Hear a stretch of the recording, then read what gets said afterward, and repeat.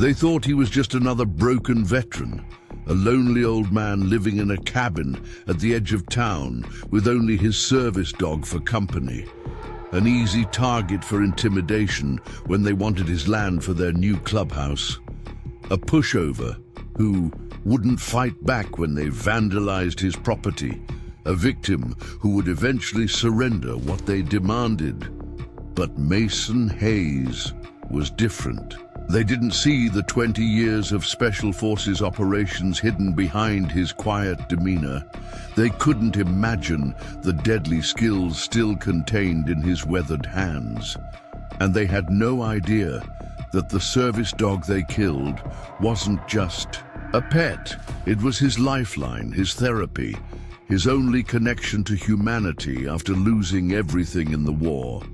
The final anchor keeping his darkest instincts at bay. Now they had taken the last thing he cared about, and in return, he would dismantle their entire operation. By the time the Crimson Riders realized their mistake, it would already be too late.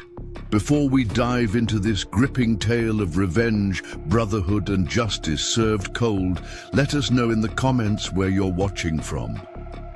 If you love stories about those who were underestimated facing impossible odds, make sure to like, subscribe, and hit the notification bell so you never miss a new episode. Trust me, what's coming tomorrow will leave you speechless. Now, get ready. This is a story you'll never forget. The rain fell in sheets over Pine Ridge Valley, drumming against the metal roof of Mason Hayes' cabin with a rhythm that usually brought him peace. Tonight, however, something felt wrong. The air carried a tension that made the hairs on the back of his neck stand up, a sensation he hadn't felt since Kandahar. Shadow, his German shepherd, sensed it too.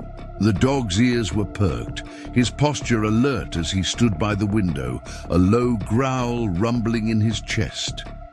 3 years as Mason's service dog had forged a connection deeper than words. Shadow understood Mason's nightmares, his triggers, the moments when the past threatened to swallow him whole. And Mason understood Shadow's warnings. "What is it, boy?" Mason moved carefully toward the window, the old floorboards creaking beneath his weight. At 53, his body carried the marks of his service, a slight limp from a bullet that had shattered his right knee, scars crisscrossing his forearms, and eyes that had seen too much. But beneath the weathered exterior, his muscles remained strong, his reflexes sharp, some things you never unlearn.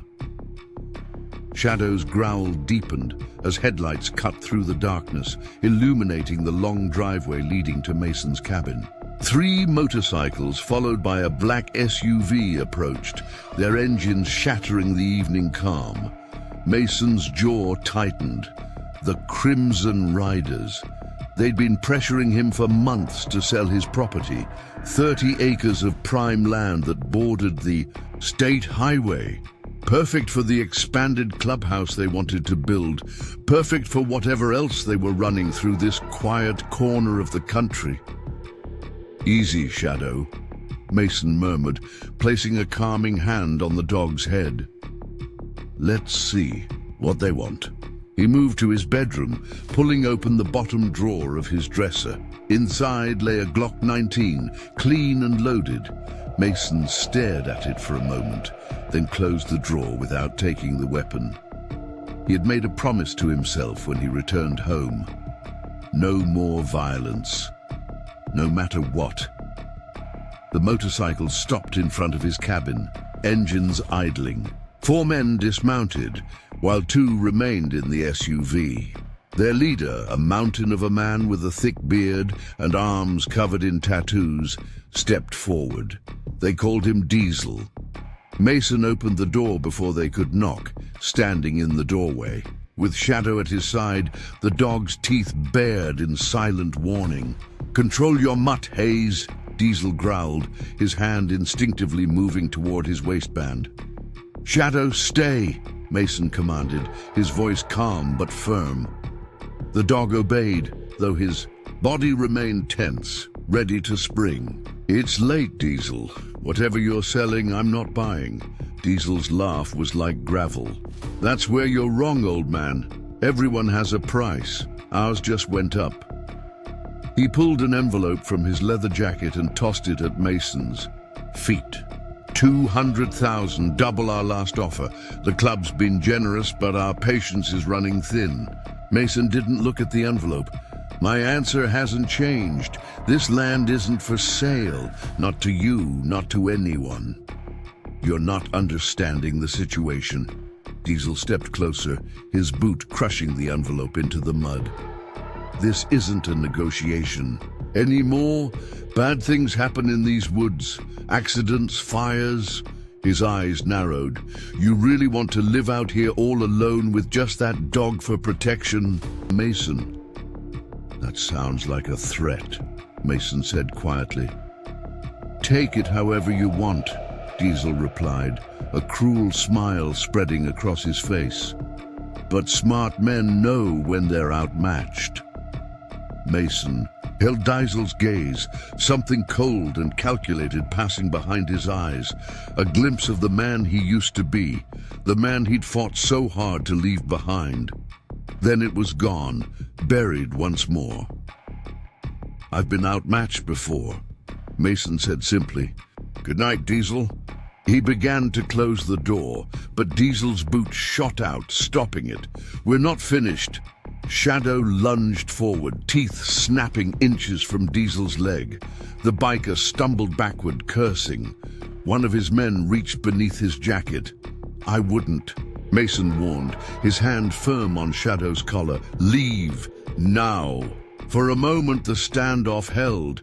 Mason in the doorway, Shadow trembling with restrained aggression, the bikers poised for violence. Then Diesel spat on the ground and stepped back. "You've made your choice, Hayes. Remember that." They retreated to their motorcycles, engines roaring to life in the darkness. As they turned to leave, Diesel leaned out the window of the SUV. "Sleep tight, old man. Things are about to get interesting around here." Mason watched until their taillights disappeared down the winding road, a sense of foreboding settling over him. He had recognized something in Diesel's eyes, a promise of violence that would not be denied. Mason had seen that look before, in warlords and terrorists, in men who believed their power gave them the right to take whatever they wanted. "Come on, Shadow," he said, closing and locking the door.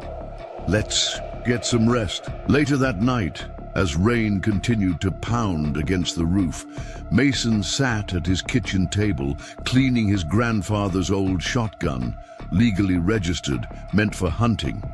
Not for war, not anymore. Shadow lay at his feet, occasionally lifting, his head at sounds from the forest. Mason's thoughts drifted to his past, to the man he had been. 15 deployments across 12 countries, operations that never made the news, missions that officially never happened. He had been exceptionally good at his job, locating high-value targets, extracting intelligence, eliminating threats. The perfect soldier, they had called him, until Kandahar, the mission that went wrong. The team he couldn't save, the months of rehabilitation, learning to walk again, to function through the pain that never fully subsided. The nightmares that followed him home, haunting his sleep until the VA paired him with Shadow. The dog had saved him in ways medication and therapy couldn't. Shadow could sense when the panic was building, when Mason was slipping into memories best left buried. A wet nose against his hand, the weight of the dog leaning against his leg. Simple reminders that he was here, now, safe. Shadow had given Mason back a piece of his humanity when he'd thought it was lost forever. Mason ran a hand over the shotgun's barrel, then set it aside. He wouldn't need it. The Crimson Riders were criminals, yes, running drugs through the county, extorting local businesses, corrupting local officials, but they weren't stupid. Threats were one thing, action was another. They would back down when they realized he couldn't be intimidated, or so he told himself as he finally drifted into uneasy sleep, Shadow vigilant at the foot of his bed. The sound that woke him wasn't loud, just the soft crunch of boots on gravel, nearly masked by the rain. But to Mason, whose survival had once depended on detecting the subtlest changes in his environment, it might as well have been an alarm bell. He was instantly alert, moving silently to the window. Shadow was already there, hackles raised, a warning. Growl rumbling in his chest. Through the rain-streaked glass, Mason could make out shadowy figures moving around his property. 3, maybe 4 men, the glint of something metallic in their hands. Not guns, tools. One carried what looked like a gas can. Mason's blood ran cold. He reached for his phone to call Sheriff Wilcox, but the screen showed no signal. The landline was dead when he lifted it. They had come prepared. Shadow, quiet, he whispered, mind racing through options. The shotgun was in the kitchen. The Glock was in his bedroom drawer. If he could reach either before they broke in. A crash from the back of the cabin shattered. His planning, the sound of breaking glass, followed by Shadow's frantic barking. The acrid smell of gasoline filled the air. "Shadow, come!"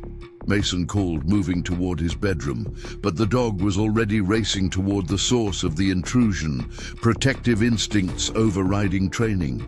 Mason heard shouting, then a yelp. Of pain that wasn't human. His heart stopped. "Shadow!"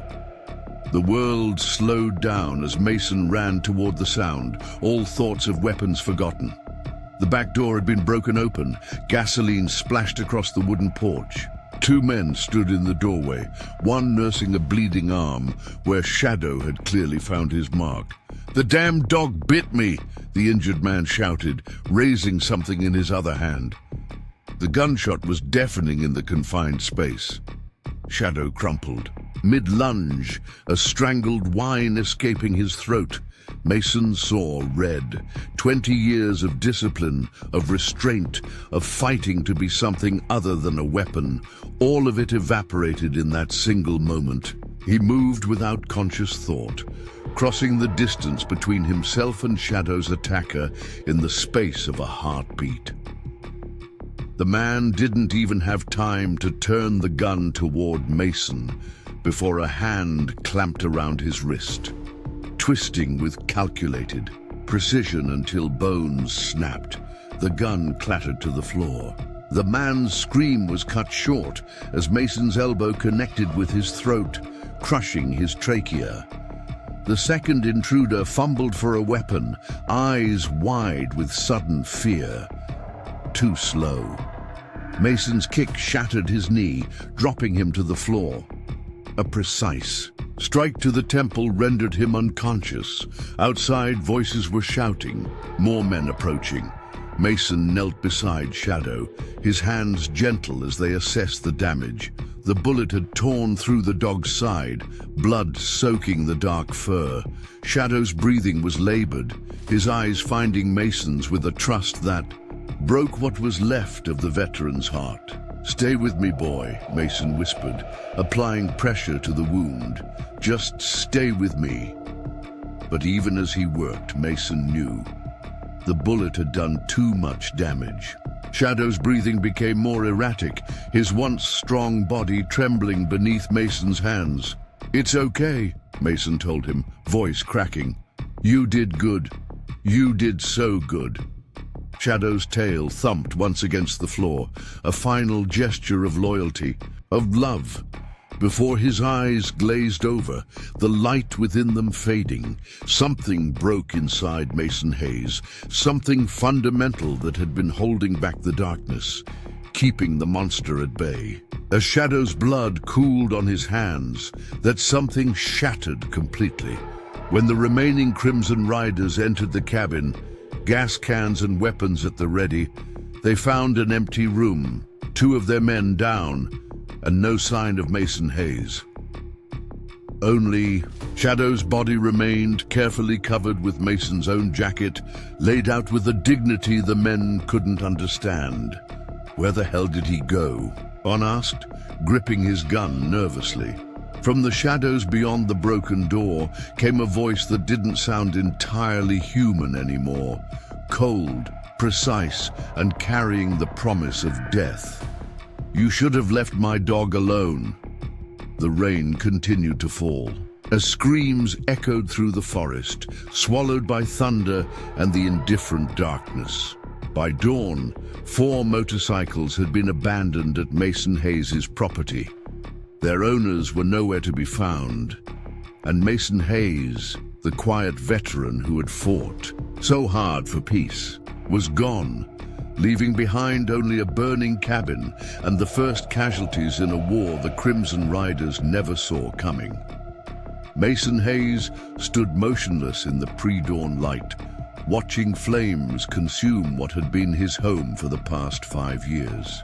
The fire cast dancing shadows across his face, now hardened into something unrecognizable, a mask from his past that he'd thought he'd buried forever. The cabin had been more than shelter. It represented his attempt at peace, at normalcy after years of violence. Now it burned, along with the body of the only being who had truly understood him. He had buried Shadow on the highest point of his land, beneath an old oak tree where they had often sat together watching sunsets. Mason had dug the grave with his bare hands, placing his service medals in the earth beside his companion. No words had been spoken. There were none adequate for what Shadow had meant to him, for what had been taken. The 4 Crimson Riders who had come to burn him out were gone. 2 dead, their necks broken with surgical precision. The other 2 unconscious, bound with their own belts to the front bumper of their SUV. Mason had left them alive deliberately, messengers for what was coming. As the roof of the cabin collapsed in a shower of sparks, Mason turned away. In the back of his truck, packed hastily before he'd set the fire himself, were the essentials: clothes, supplies, and a locked case he hadn't opened in 5 years. His war chest, the tools of his former trade. The numbness that had enveloped him since Shadow's death was giving way to something else. A cold, precise clarity he recognized from his operational days. Objectives, intelligence, execution. His mind catalyzed back into the weapon it had been designed to be. The Crimson Riders weren't just a motorcycle club. They were an organization with tendrils throughout Lawson County. Drug distribution, weapons trafficking, protection rackets.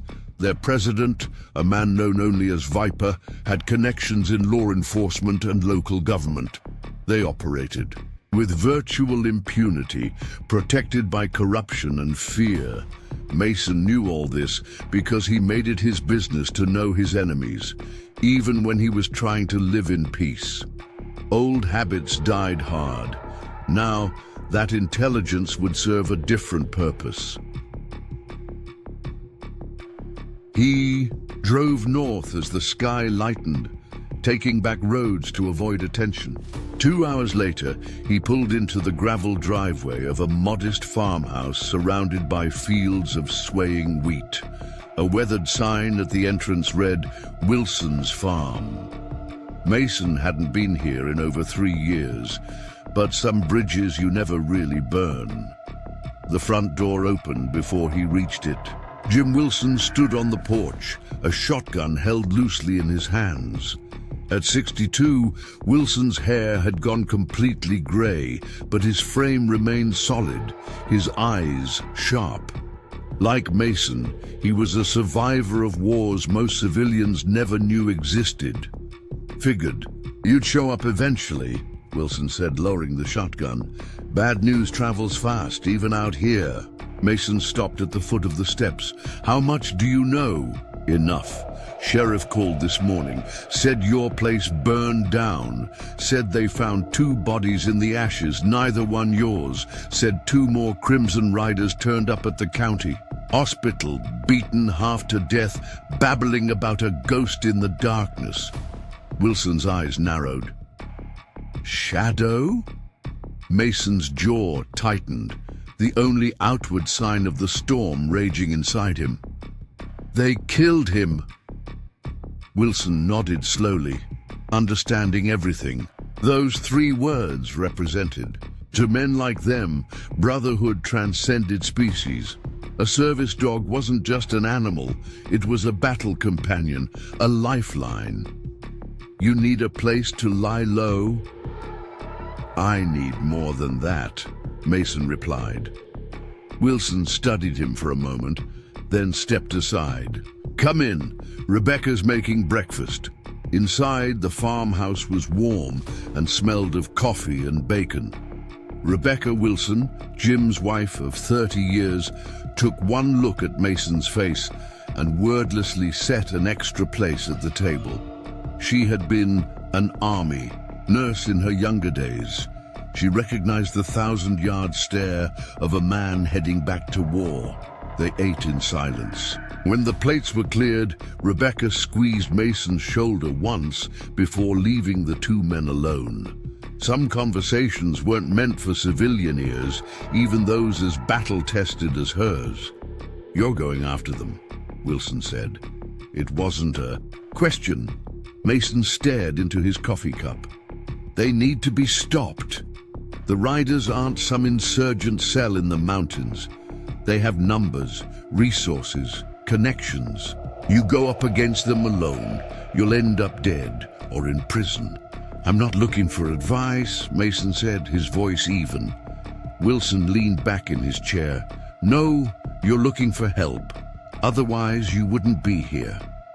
Mason met his former commanders. Gaze. They had served together in 3 countries, saved each other's lives more times than either cared to count. Wilson was one of the few people who knew exactly what Mason was capable of. I need equipment, clean, untraceable. Wilson didn't flinch. And what happens when you get it? You planning to take down the entire club by yourself? If necessary. There. 40 Crimson Riders in the county, Mason. Plus whatever hired muscle they keep on retainer. Those aren't odds even you can handle alone. Mason's expression remained impassive. I've faced worse. Not without a team, Wilson countered. Not without support. A tense silence filled the kitchen. Outside, the morning sun cast long shadows across the fields. Finally, Mason spoke, his voice lower. Shadow was my support. He was the only thing keeping me balanced. Without him... He didn't finish the thought. He didn't need to. Wilson sighed, running a hand through his gray hair. Give me an hour. He stood and left the room, returning shortly with an old flip phone. Untraceable. I've already put in the contacts you'll need. Some of the old team is still around, still operational in private sectors. They owe us. Mason took the phone, tucking it into his pocket without looking at it. I work alone now. And that worked out great in Kandahar, didn't it? Wilson's voice had an edge to it. Your pride isn't worth your life, Hayes. At least have backup on standby. The mention of Kandahar hit its mark. Mason's right hand twitched, slightly. The only tell of the memories flooding back. The ambush. The team scattered, the 18 hours trapped in a collapsing building with 3 bullet wounds, waiting for an extraction that almost didn't come. Fine, Mason conceded, but they stay clear unless I call. Wilson nodded, satisfied for now. The equipment you need is in the storm cellar. Weapons, surveillance gear, tactical supplies. Consider it on indefinite loan. I'll return what I don't use. Make sure you're alive to do that, Wilson replied. He hesitated, then added, whatever you're planning, remember who you are. What separates you from them? Mason stood, his eyes cold. What separated us was shadow. He's gone now. The implications hung in the air between them, heavy with promise and threat. An hour later, Mason descended the steps into Wilson's storm cellar. The space had been converted into a secure storage facility, its walls lined with locked cabinets and weapon racks. Wilson input a code into a digital panel, and the main cabinet swung open. Everything's clean, unmarked. The weapons are cold. War surplus, nothing that can be traced to any recent military inventory. Wilson pulled out a canvas duffel bag. Comms equipment, night vision, surveillance tech, basic field kit. Mason examined the offerings with a professional eye. Everything was high quality, well maintained. Exactly what he would expect from Wilson. The firearms? Mason asked. Wilson unlocked a hidden panel behind the main rack, revealing a small arsenal. Take what you need. The Glock 19s are similar to what you carried in the field. The rifles are chambered in standard NATO rounds, easy to resupply. Mason selected his weapons carefully. 2 pistols, a compact assault rifle, and a long-range rifle with a scope. He added ammunition, cleaning kits, and tactical accessories to his growing pile of equipment. You'll need this too, Wilson said, handing over a small metal case. Inside was a set of lockpicks, field surgical supplies, and various electronic devices designed for covert operations. And these, a stack of false identification cards, complete with matching credit cards. You've been busy in retirement, Mason observed, examining the IDs. Wilson's expression remained neutral. Just because we're not in the field doesn't mean we stop preparing. The world doesn't get less dangerous when you hang up your boots. Mason packed everything methodically into several duffel bags and hard-shell cases. His movements were efficient, practiced, muscle memory from hundreds of mission preparations. As he worked, his mind was already planning, strategizing, identifying targets, and prioritizing objectives. The Crimson Riders operate out of an old ironworks at the edge of Lawson County, Wilson said, pulling up a satellite image on a tablet. Their official clubhouse is in town, but the real business happens here. He zoomed in on a complex of industrial buildings surrounded by a chain-link fence. They've got guards posted 24/7, security cameras, the works. Not an easy approach. Mason studied the image. I'm not looking for easy. I'm looking for effective. What's your play? Hit them all at once? Draw them out individually? Intelligence first, Mason replied. I need to understand their operation, find their vulnerabilities. For that, I need a base of operations near their territory, but off their radar, Wilson nodded. I might have something, hunting cabin about 15 miles from the ironworks. Remote, defensible. Previous owner died last year, properties in probate. Nobody will look twice if someone's staying there temporarily. Coordinates? Wilson scribbled them on a piece of paper. It's stocked with basic supplies. Generator works, but it's loud. Water comes from a well. Mason took the paper, committing the location to memory before burning it in an ashtray. One more thing. I need information on their leadership structure, names, routines, weaknesses. Already compiled, Wilson reached into a drawer and pulled out a USB drive.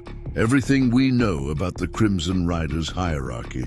Viper's the head, but his lieutenant, man called Diesel, handles the day-to-day. There are rumors of tension between them.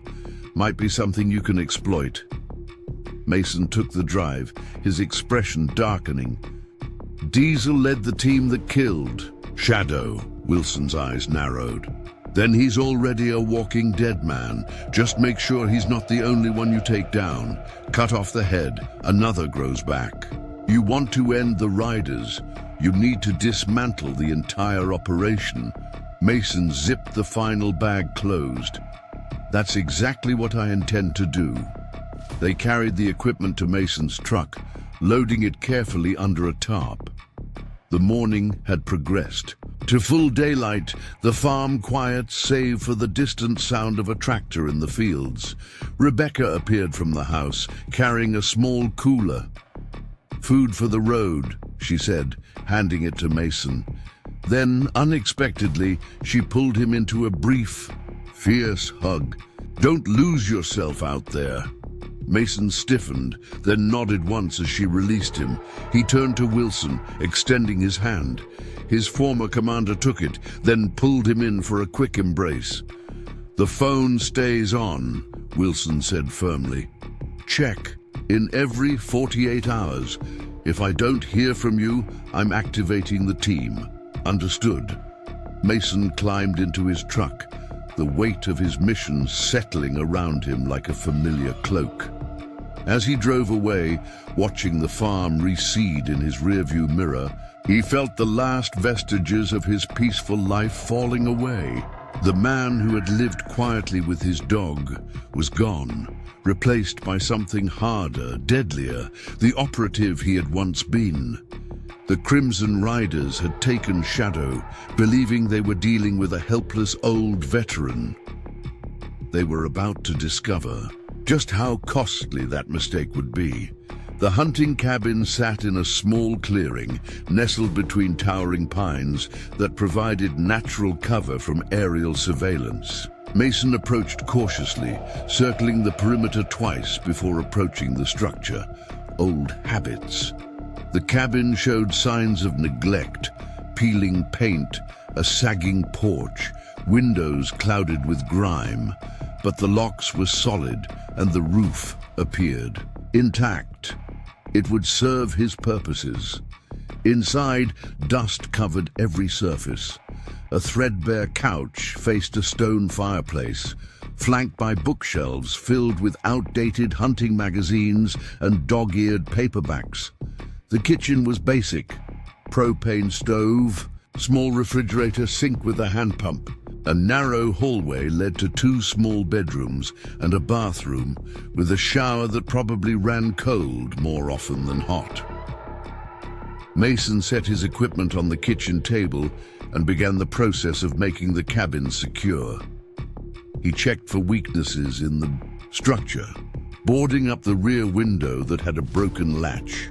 He established sight lines, calculated approach vectors, and identified defensive positions. Within an hour, he had transformed the neglected hunting retreat into a tactical operations center. In the main room, Mason cleared the dusty dining table and laid out a map of Lawson County. He marked key locations: the Crimson Riders clubhouse. In town, their operations base at the ironworks, known residences of high-ranking members, and potential surveillance positions. Next, he unpacked the surveillance equipment Wilson had provided: directional microphones, miniature cameras, signal interceptors, setting each piece on the worn couch for inventory. His phone buzzed. A message from Wilson. "Sheriff's Department. Ruled your cabin fire as arson. The 2 survivors are refusing to talk. Viper has called an emergency meeting tonight, 8 p.m. at the clubhouse." Mason checked his watch. 4 hours to prepare, enough time to set up basic surveillance. He would need to understand the full hierarchy, their security protocols, and operational patterns before making his next move. The Crimson Riders had existed in Lawson County for nearly 15 years. Dismantling them would require more than brute force.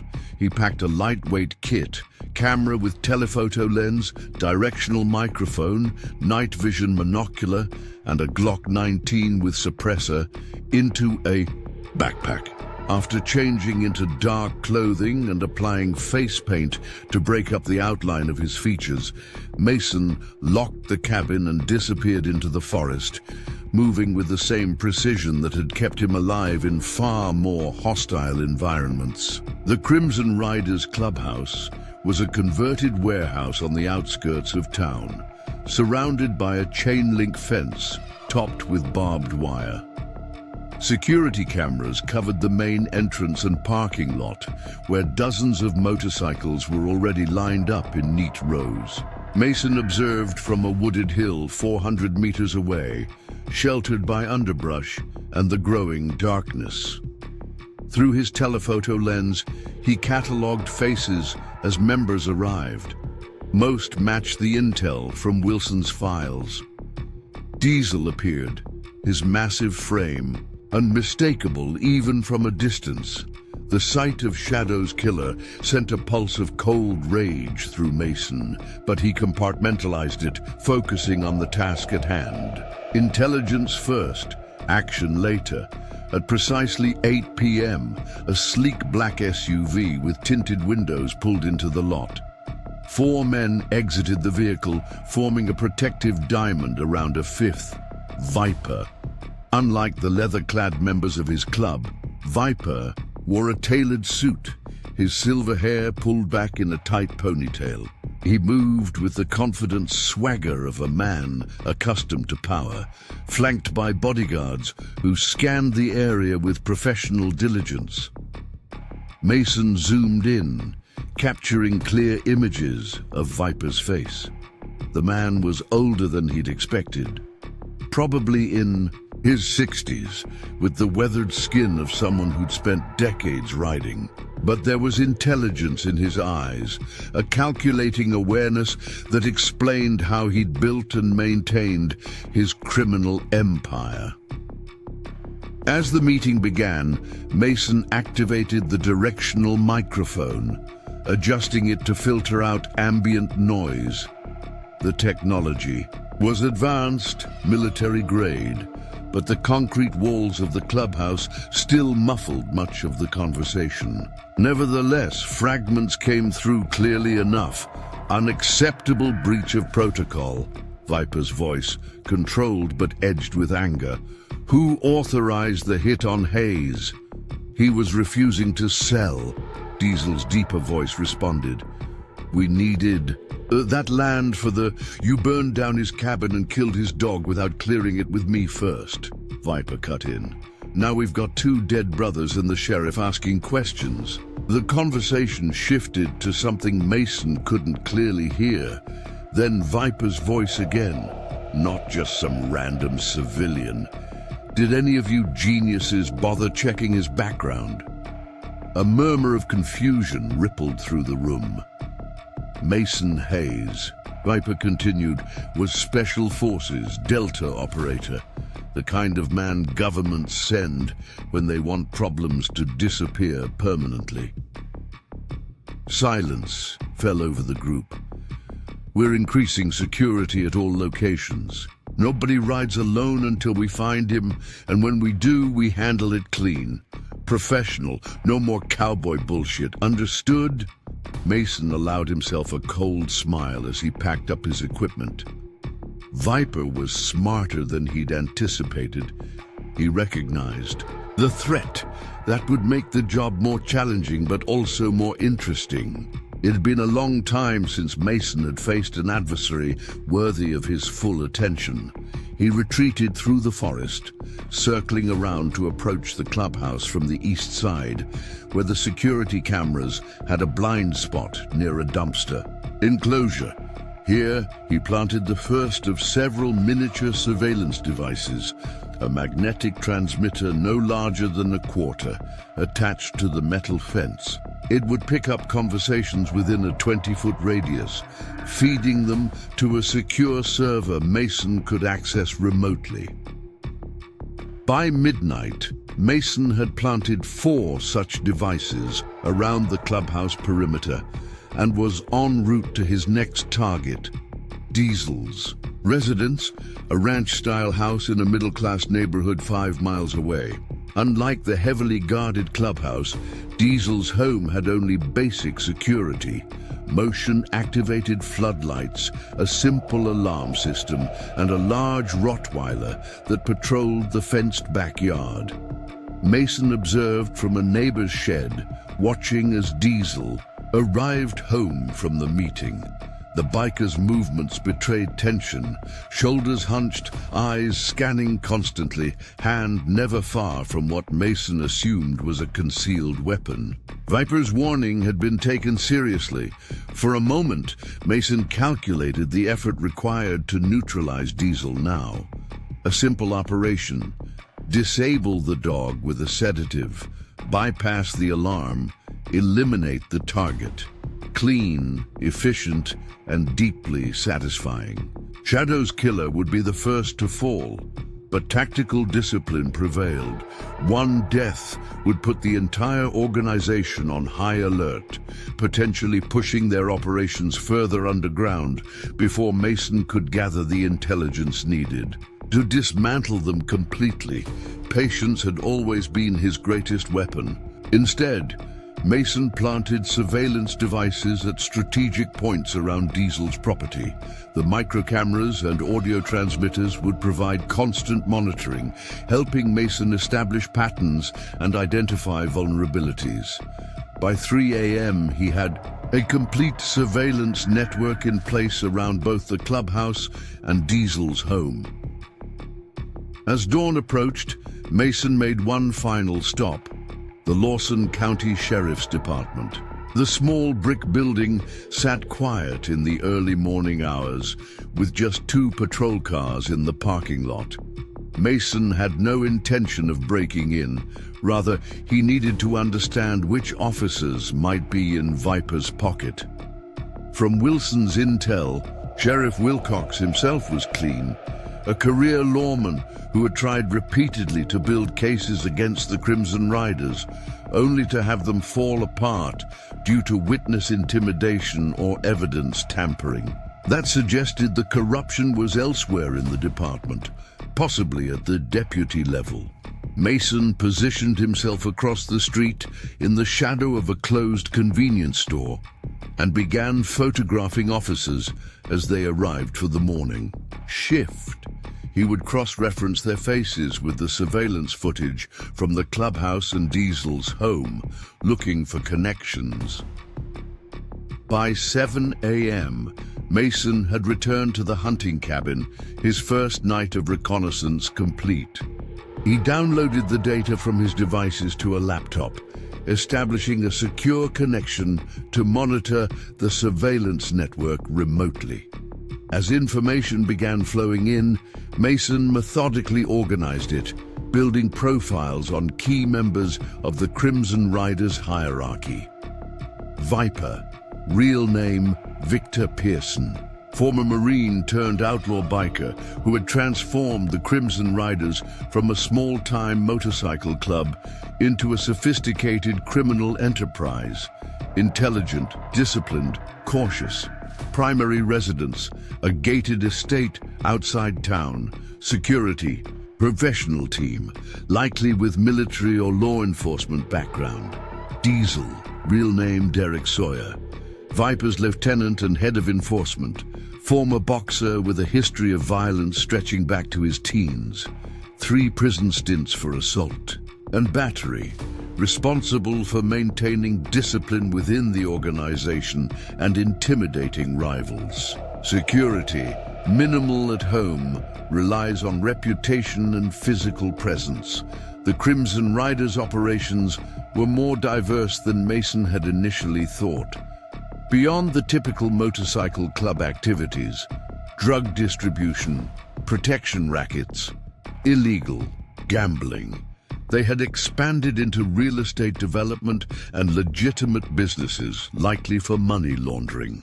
Mason's land had been targeted as part of a larger development scheme involving a corrupt county commissioner. Most concerning was evidence of a new operation. Fragments of conversation captured at the clubhouse mentioned shipments, foreign buyers, and a major transaction scheduled for the following week. Whatever they were selling, it was valuable enough to require Viper's personal involvement. Mason's phone buzzed with a text from Wilson. News reports say 2 Crimson Riders hospitalized. Diesel making noise about payback. Watch your 6. Mason sent a brief acknowledgement and returned to his analysis. The pieces were beginning to fit together, forming a clearer picture of the organization he was dismantling. The Crimson Riders were not just a local problem. They were nodes in a larger criminal network, extending beyond Lawson County. As morning light filtered through the dusty cabin windows, Mason finally allowed himself a few hours of rest. He cleared one of the bedrooms, positioning the bed to face the door and keeping his Glock within reach. Before closing his eyes, he studied the photo of Shadow he'd salvaged from his burning cabin. The German Shepherd alert and proud in his service vest, eyes focused on his handler with absolute trust. Soon, Mason whispered to the image, tracing a finger along the edge of the photograph. I promise. His sleep was light, alert to any change in the environment around him. The veteran had slipped fully back into operational mode, a state of controlled awareness where even rest was tactical. In his dreams, he was back in the mountains of Afghanistan, moving through hostile territory with his team.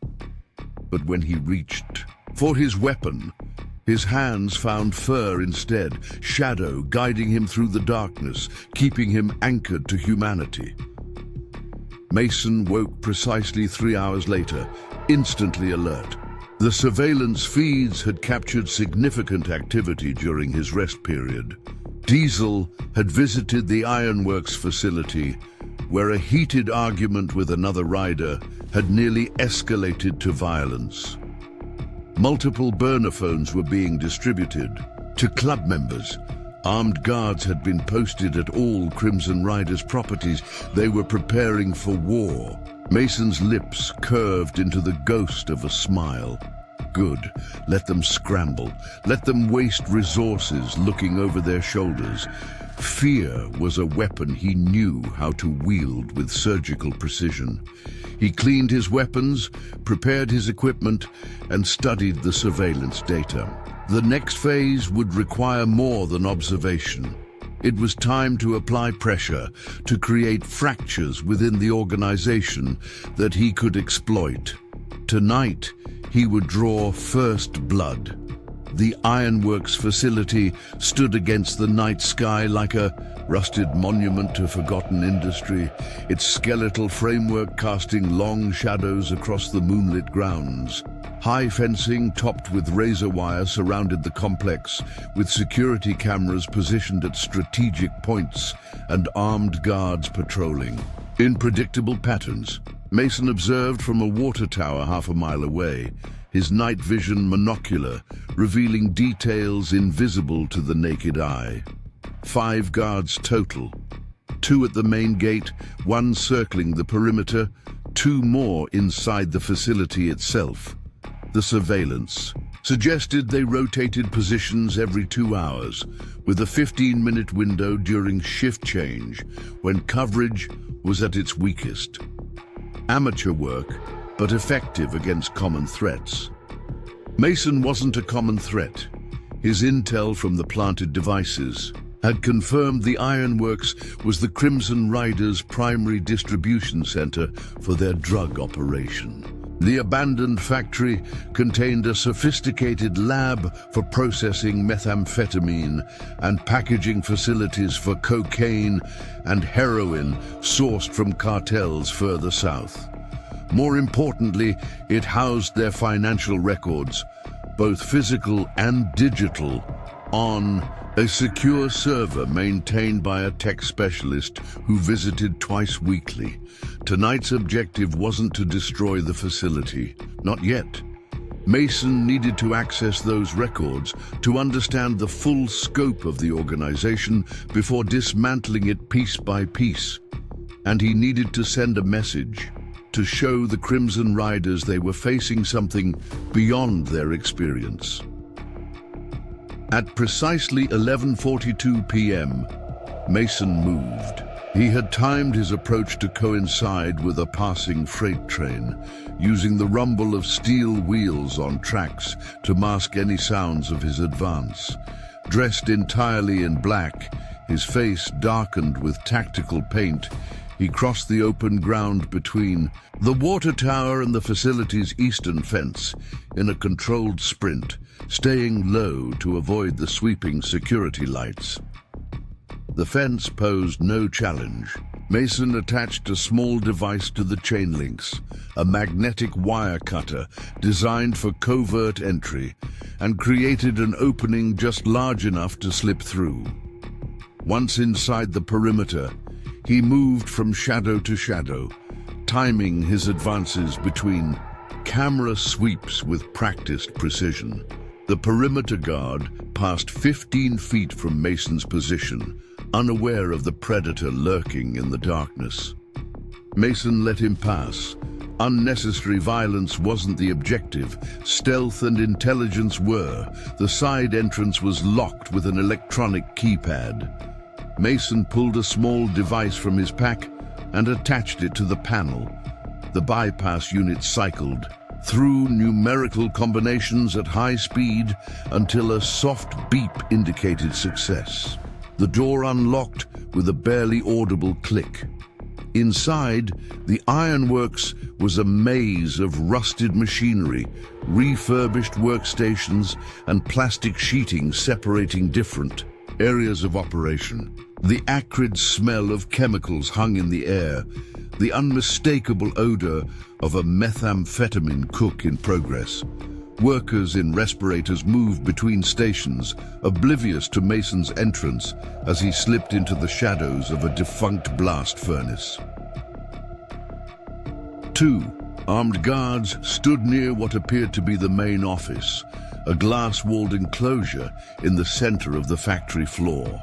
Inside, a man in Crimson Riders colors sat at a computer terminal, fingers flying across the keyboard as he monitored security feeds. Mason needed a distraction. From his pack, he retrieved 3 small devices, remote-controlled incendiary units, barely larger than a cigarette lighter. He placed the first near a stack of empty chemical barrels in the far corner of the facility. The second went behind an electrical panel. The third he kept in reserve, retreating to a secure position with clear sightlines to both the office and his planned escape route. Mason triggered the first device. The small explosion was more smoke than fire, but it served its purpose. Alarms blared as workers shouted in confusion. The guards by the office moved toward the disturbance, weapons drawn but uncertain of the threat. Mason triggered the second device. The electrical panel sparked and shorted, plunging sections of the facility into darkness. Emergency lights kicked on, casting eerie red glows across the chaotic scene. In the confusion, Mason moved. He crossed the factory floor in seconds, slipping into the office while the security monitor was distracted by the alarms. A precise strike to the base of the skull rendered the man unconscious without giving him time to raise an alarm. Mason worked quickly, plugging a specialized drive into the computer. The device bypassed security protocols, copying the entire contents of the system while simultaneously installing hidden monitoring software that would allow Mason to access the system remotely. 60 seconds to complete the transfer. While the drive worked, Mason searched the office. In a locked drawer, he found what he was looking for, a ledger containing handwritten notes that wouldn't be trusted to digital records. Names, amounts, delivery schedules. He photographed each page with a small digital camera, returning the book exactly as he'd found it. The data transfer completed with a soft beep. Mason removed the drive and pocketed it, then hesitated. An opportunity presented itself, a chance to deliver his message. From his pack, he took a small metal object, Shadow's service dog tag. He placed it deliberately in the center of the desk where it would be impossible to miss. Let them wonder how he had penetrated their security, how he had walked among them unseen. Let them feel the same fear Shadow had felt in his final moments. Mason exited the office as silently as he had entered, the unconscious security monitor showing no signs of stirring. The facility was still in chaos, workers trying to contain the small fire while guards attempted to establish order. Nobody noticed the Shadow moving along the periphery, heading for the exit through which he had entered. Outside, Mason triggered the third device, positioned near a stack of barrels containing chemical precursors used in methamphetamine production. The explosion was controlled, but impressive, designed to damage equipment without risking lethal force against the workers. Inside, the message wasn't meant for them. As fire alarms wailed and emergency protocols activated, Mason slipped back through the fence and disappeared into the night, leaving chaos in his wake. By the time firefighters and law enforcement arrived, he would be miles away, the stolen data secure. The timing had been perfect, the execution flawless. First blood had been drawn, and the Crimson Riders would soon discover they were at war with a ghost. Back at the hunting cabin, Mason connected the drive to his laptop and began sorting through the stolen data. Financial records, drug supply chains, customer lists, corrupt officials on the payroll. It was a goldmine of intelligence. Most significantly, he found details of the upcoming shipment Viper had been discussing. Weapons, military-grade firearms, being sold to buyers from out of state. With the transaction scheduled for 3 days from now, Mason's phone buzzed with a text from Wilson. Police scanner reporting explosion at Ironworks. Fire department on scene. You busy tonight? Mason sent back a simple reply, gathering intelligence. Wilson's response came seconds later. Viper called emergency meeting at Clubhouse. All senior members. They found something that spooked them. Shadow's tag. Good. Fear was spreading through their ranks. Mason returned to the data, mapping the Crimson Riders' operation with methodical precision. The organization was larger than he had initially assessed. 43 full members, dozens of associates. Operations extending into 3 adjacent counties. Their legitimate businesses, a construction company, 3 bars, a storage facility, served as effective money laundering operations, overseen by a lawyer named Gregory Caldwell, who maintained plausible deniability through a complex web of shell companies. But every criminal enterprise had vulnerabilities. The Crimson Riders was their supply chain. They sourced cocaine from a Mexican cartel, heroin from distributors with Asian connections, and manufactured methamphetamine locally. Disrupt the supply chain, and their cash flow would suffer. Target their money, and the organization would crumble from within. Most importantly, Mason identified their central weakness: distrust. Viper maintained control through a combination of loyalty and fear, but beneath the surface, tensions simmered. Diesel and several younger members chafed under Viper's cautious leadership, believing the club should expand more aggressively. Meanwhile, Viper suspected Diesel of skimming profits, evidenced by several references to accounting discrepancies in the financial records. A plan formed in Mason's mind. He wouldn't need to destroy the Crimson Riders directly. He could turn them against each other. A carefully orchestrated campaign of psychological warfare could fracture the organization from within, causing them to self-destruct while he systematically dismantled their operations. Mason worked through the night, analyzing data and formulating his strategy. By dawn, he had compiled profiles on all key members, identified their weaknesses, and mapped the most critical nodes of their operation. Now it was time to escalate. In target, a shipment of cocaine arriving at the storage facility the following night. The Crimson Riders were paying $200,000 for product worth 5 times that on the street. Intercepting it would hurt their bottom line and create tension with their suppliers. Mason grabbed a few hours of sleep, his mind cycling through tactical approaches even as his body rested. When he woke, a new message from Wilson awaited him. Sheriff questioning 2 riders about the explosion. Viper pulled strings, got them released. Word is, they found your calling card. They're scared. Perfect. Fear made men careless, and careless men made mistakes. Late that afternoon, Mason drove into town for the first time since Shadow's death, using one of the false identities Wilson had provided. He needed supplies, and more importantly, to take the measure of Lawson County in daylight. Understanding the terrain, both physical and social, was crucial to his mission. The town of Lawson was typical of rural America, a main street lined with small businesses, many struggling to survive. Chain stores on the outskirts drawing away local commerce. A diner where locals gathered to exchange gossip.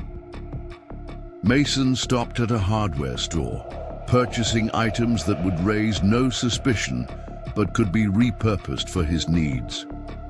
Cleaning supplies that could create crude explosives, fishing line that could serve as tripwire, battery-powered motion sensors marketed for home security.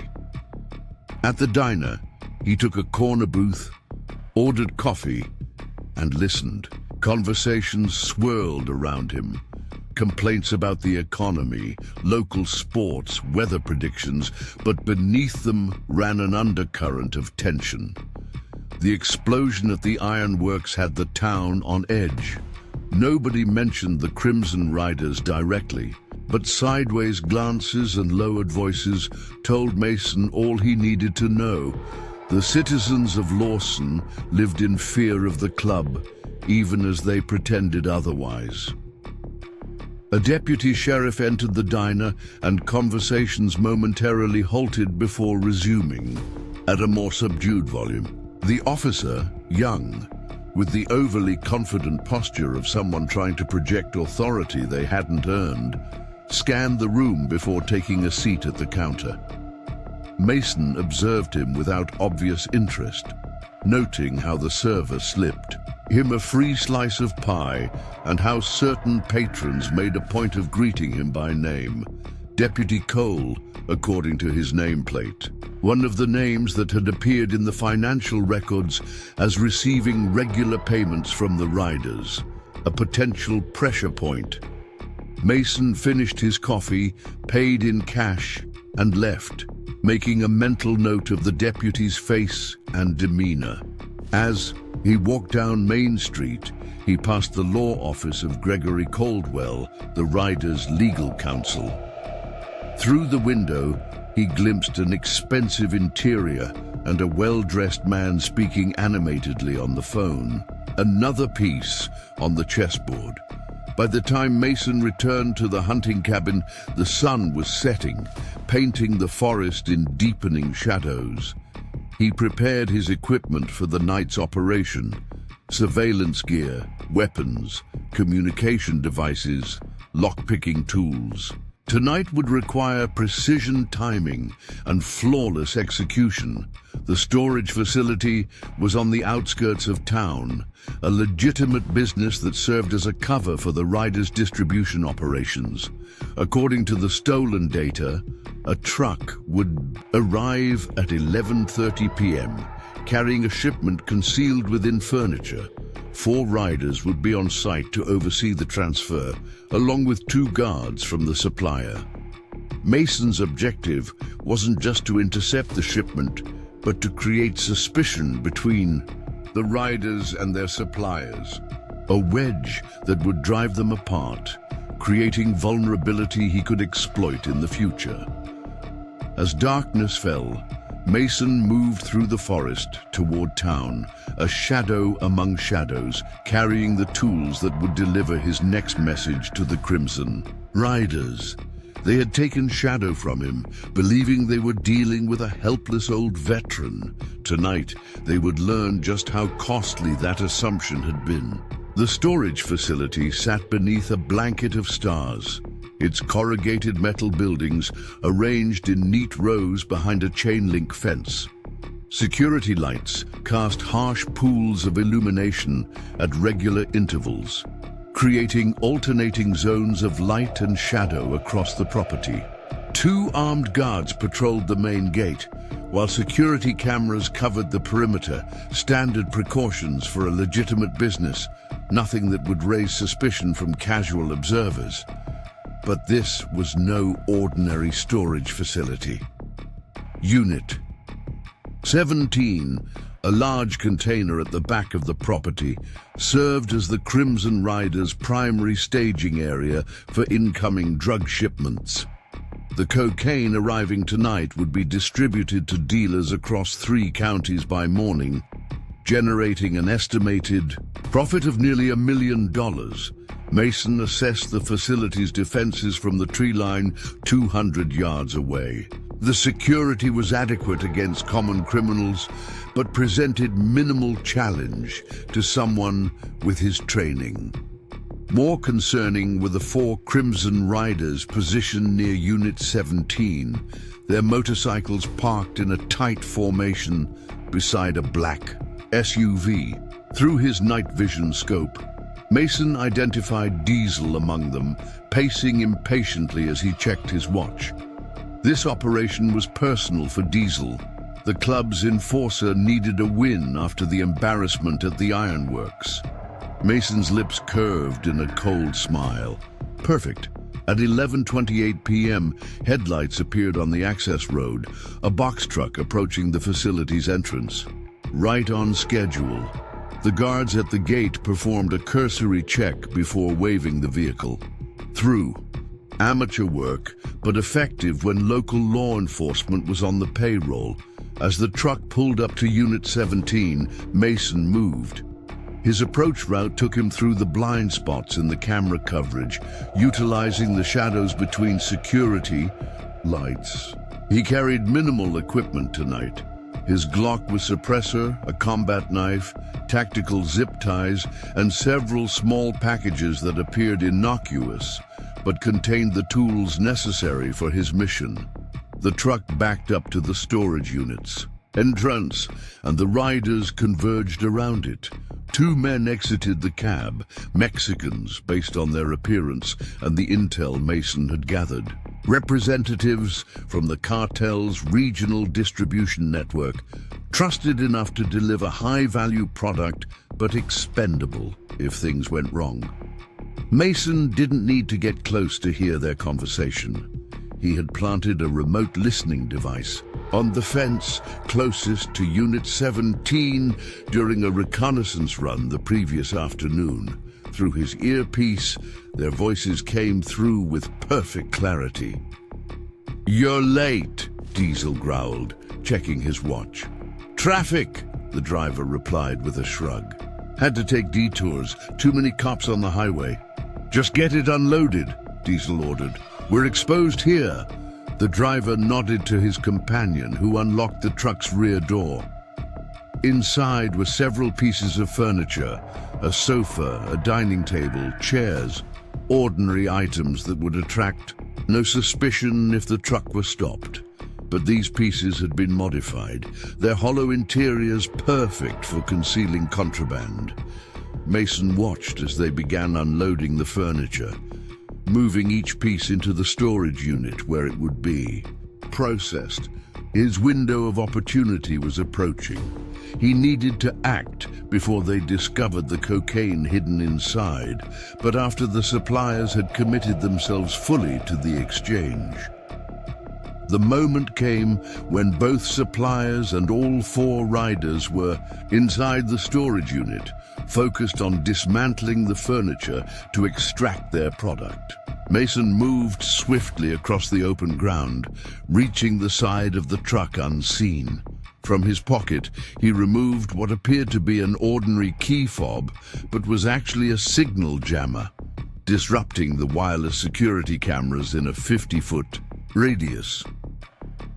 Working quickly, Mason attached small devices to the underside of the truck, GPS trackers that would allow him to monitor its movements after it left.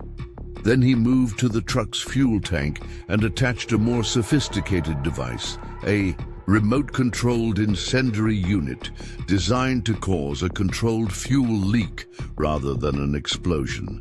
Timing would be critical. Inside the storage unit, voices rose in confusion. "What the hell is this?" Diesel demanded. "There must be some mistake," one of the suppliers responded, his tone defensive. Mason smiled. Phase 1 complete. Earlier that day, he had broken into the storage unit and replaced the cocaine hidden in 2 of the furniture pieces with bags of flour. The suppliers would be blamed for the missing product, creating exactly the kind of tension Mason needed to exploit. He retreated to his observation position as the argument inside escalated. Through his earpiece, he heard accusations fly back and forth, the riders accusing the suppliers of cheating them, the suppliers insisting they delivered exactly what they were provided. "You think we're stupid?" Diesel's voice boomed. "You think you can rip us off and walk away?" "We don't control packaging," the driver protested. "We transport, that's it. If something's missing, it happened before we got the shipment." "Convenient," Diesel snarled. The sound of a gun being drawn followed. "Viper's going to want answers." The suppliers' voices became more urgent, tinged with fear. "Put that away, man. We can fix this. Call your boss, we'll call ours. No need for things to get messy." Mason checked his watch. Time for the next phase. He activated his phone, sending 2 text messages. The first went to the Lawson County Sheriff's Department from an anonymous number.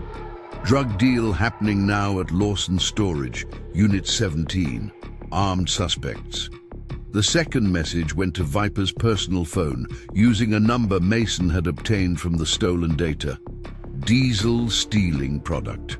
Making side deals with Mexicans. Check Storage Unit 17 before evidence disappears." Inside the storage unit, the argument continued, growing more heated by the second. Mason watched through his scope as one of the riders drew his weapon, followed quickly by the others. The suppliers backed toward the exit, hands raised. The standoff was interrupted by the sound of approaching sirens. Someone had reported the disturbance, likely a night watchman at a nearby business who had heard the shouting. The riders and suppliers froze, then scrambled into action. "We need to clear out," one of the riders urged Diesel. "The product—" Diesel began. "No time." Mason activated the 3rd phase of his plan, triggering the device on the delivery truck's fuel tank. Gasoline began leaking onto the pavement, the smell sharp in the night air.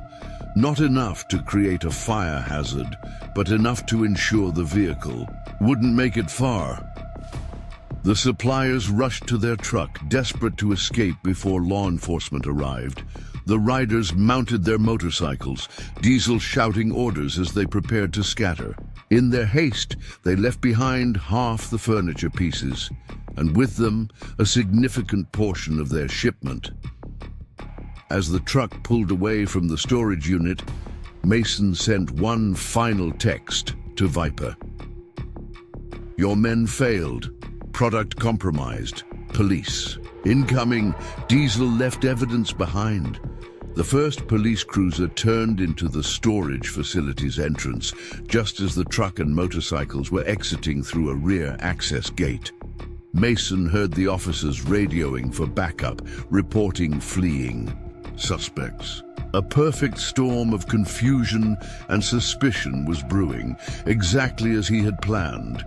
Mason remained in position, observing as additional law enforcement vehicles arrived. Sheriff Wilcox himself appeared on scene, directing his deputies with the confidence of a man who had no idea his jurisdiction was riddled with corruption. They would find the abandoned furniture, discover the cocaine hidden inside, and launch an investigation that would put pressure on both the Crimson Riders and their suppliers. Meanwhile, the suppliers would return to their cartel with tales of a botched delivery and accusations of theft. The cartel would demand payment, regardless of whether the riders received their full shipment. Viper would blame Diesel for the failure, suspecting him of skimming product. The seeds of internal conflict had been planted. Mason waited until the police had secured the scene before slipping away through the darkness. His work for the night was complete, but the ripple effects were just beginning. By morning, the Crimson Riders would be in disarray, suspicious of each other and their suppliers, scrambling to explain the failure to their leadership. Back at the hunting cabin, Mason monitored police frequencies while cleaning his equipment. The operation had gone perfectly. No injuries, no direct confrontation, yet maximum disruption to the riders' business. The psychological impact would be even more significant than the financial loss. They were discovering that their enemy wasn't just seeking revenge. He was dismantling their organization with surgical precision. Dawn was breaking when Mason's phone buzzed with a message from Wilson. Cops seized 20 kilos at storage facility. Diesel and 3 others in custody, released 2 hours later after lawyer intervention. Viper furious. Mason allowed himself a moment of satisfaction. Diesel was feeling the pressure from both law enforcement and his own organization. When men like him were squeezed, they made mistakes. Violent, impulsive mistakes that created opportunities for someone patient enough to wait for them. The next message from Wilson confirmed his assessment. Diesel beat one of his own men unconscious, accusing him of tipping off police. Viper ordered him to stand down, tension building. The fractures within the organization were widening. Now, it was time to apply pressure to another weak point. Deputy Cole, the corrupt officer on the riders' payroll. From the financial records, Mason knew Cole received $2,000 monthly for providing information about police operations and ensuring traffic stops of rider vehicles remained routine. A significant amount for a deputy on county salary, but a pittance compared to the protection he provided. Mason spent the morning compiling a file on Cole, his finances, his movements, his connections to the riders. By midday, he had formulated his approach. The deputy wasn't a hardened criminal. He was a weak man who had compromised himself for money. Such men were easily manipulated through fear. The opportunity came sooner than expected. While monitoring police frequencies, Mason heard Cole being dispatched to investigate a disturbance at one of the bars owned by the Crimson Riders. A minor incident involving a drunk patron, but perfect for Mason's purposes. The Rusty Nail was a dive bar on the edge of town, its parking lot filled with motorcycles bearing Crimson Riders' colors. Mason arrived before Cole, parking his truck in an alley across the street and observing as the deputy's cruiser pulled up to the bar. Cole entered alone, emerging 15 minutes later with a brown paper bag that he quickly stashed in his vehicle. His monthly payment, delivered early due to the previous night's complications. Mason followed at a discreet distance as Cole drove away from the bar, not toward the sheriff's department, but to a modest house in a quiet neighborhood. The deputy's personal vehicle, a pickup truck too expensive for his salary, sat in the driveway. Cole entered his home, unaware of the predator watching from down the street. Mason gave him 30 minutes to settle in, to feel safe in his private space before making his move. The deputy's security system was basic, a consumer-grade setup that Mason bypassed in seconds. The back door's lock posed no greater challenge. Mason moved through the house like a ghost, locating Cole in his living room, counting cash from the paper bag while the television blared a sports game. That doesn't look like proper evidence. Handling procedure, deputy. Cole froze, then lunged for his service weapon on the coffee table. Mason was faster, his hand clamping around the deputy's wrist with crushing force. The gun clattered to the floor as Cole gasped in pain. What do you want?" Cole stammered, his face pale with fear. Mason released him, stepping back. He was dressed in civilian clothes, but his posture and cold demeanor communicated more in threat than any tactical gear could have. "I want information," Mason said simply, "about the Crimson Riders, about Viper and Diesel, about their operations and their plans." "I don't know what you're talking about," Cole protested weakly. Mason's laugh was without humor. $2,000 a month says otherwise." He nodded toward the cash spread across the coffee table. "Blood money, 30 pieces of silver." "Look, I don't want trouble." "You're already in trouble," Mason interrupted. "The question is whether you want to be in trouble with me or with them." He reached into his jacket and withdrew a flash drive. "This contains evidence of your arrangements with the Riders, bank records, meetings, communication logs. If it reaches Sheriff Wilcox or the state police, your career is over. Prison would be the best outcome you could hope for." Cole swallowed. Odd, beads of sweat forming on his forehead. "What do you want from me?" "For now, information. Diesel was released quickly last night. Who authorized it? Who made the calls?" Cole hesitated, then seemed to deflate. "Caldwell, the lawyer. He called Judge Preston directly.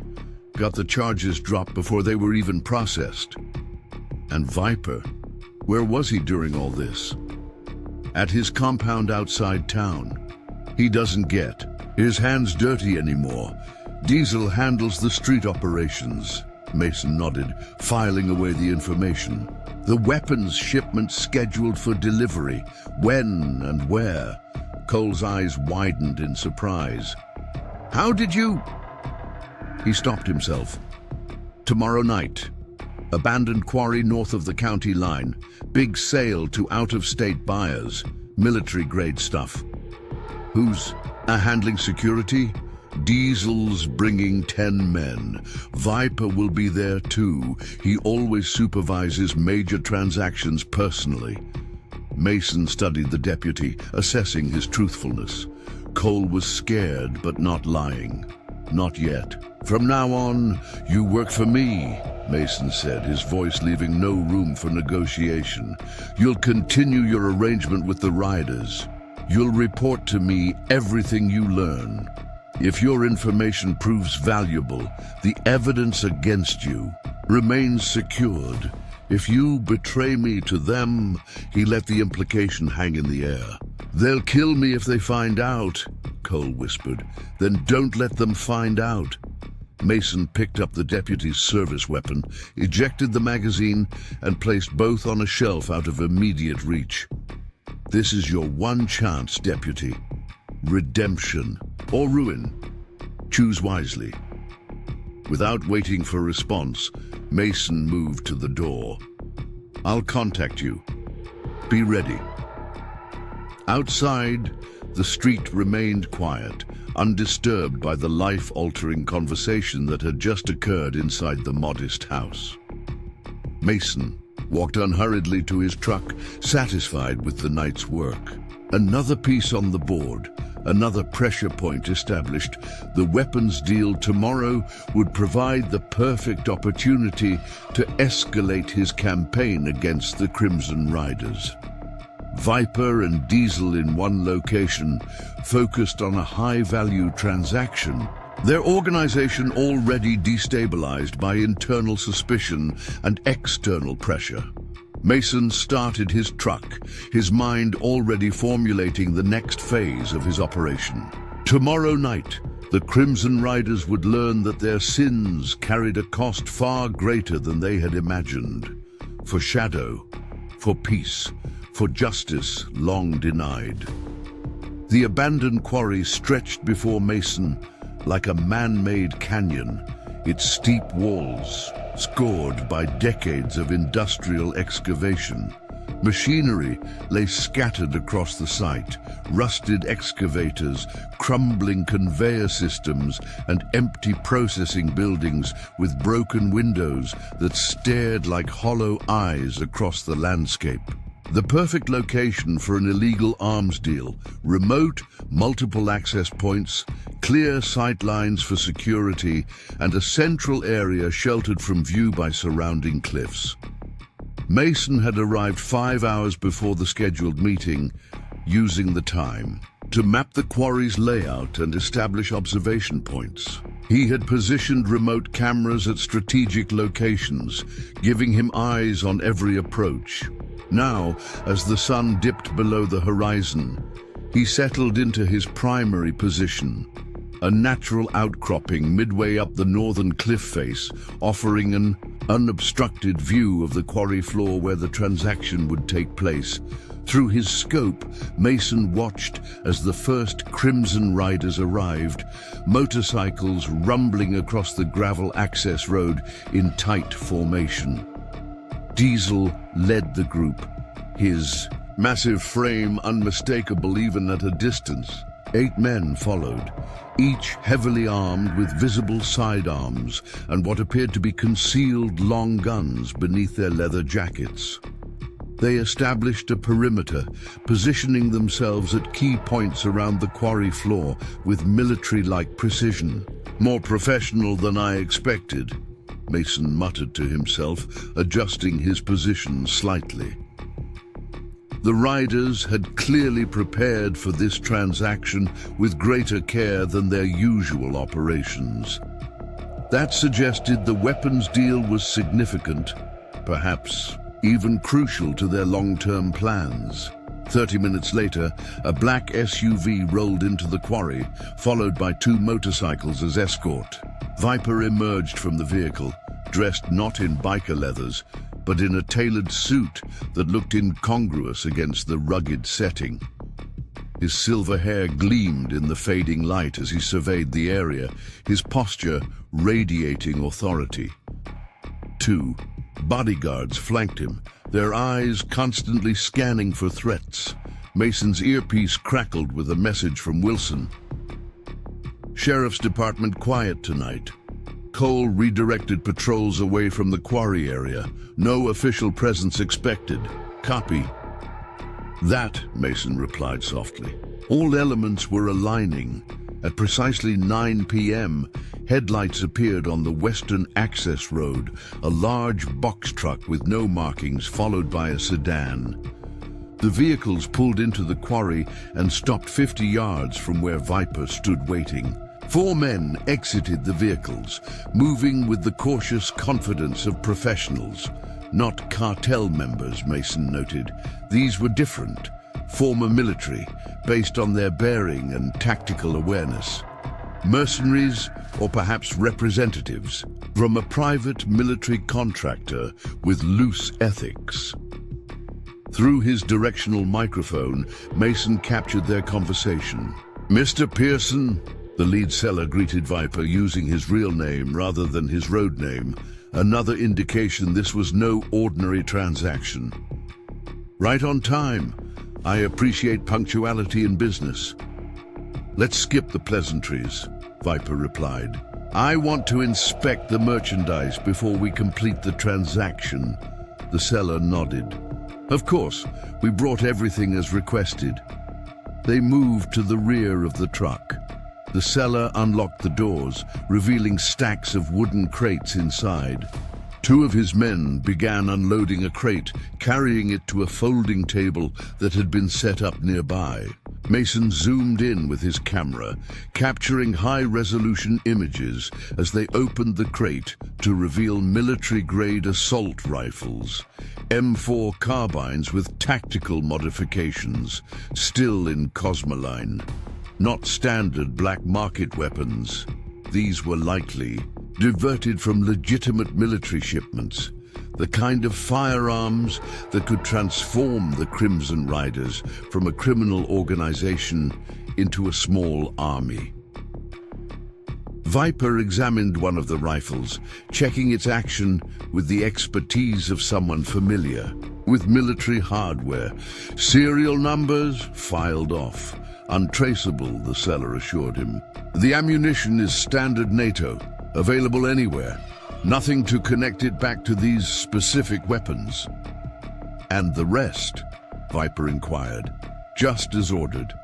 30 M4s, 10 precision rifles, handguns, tactical gear, and the special items you requested.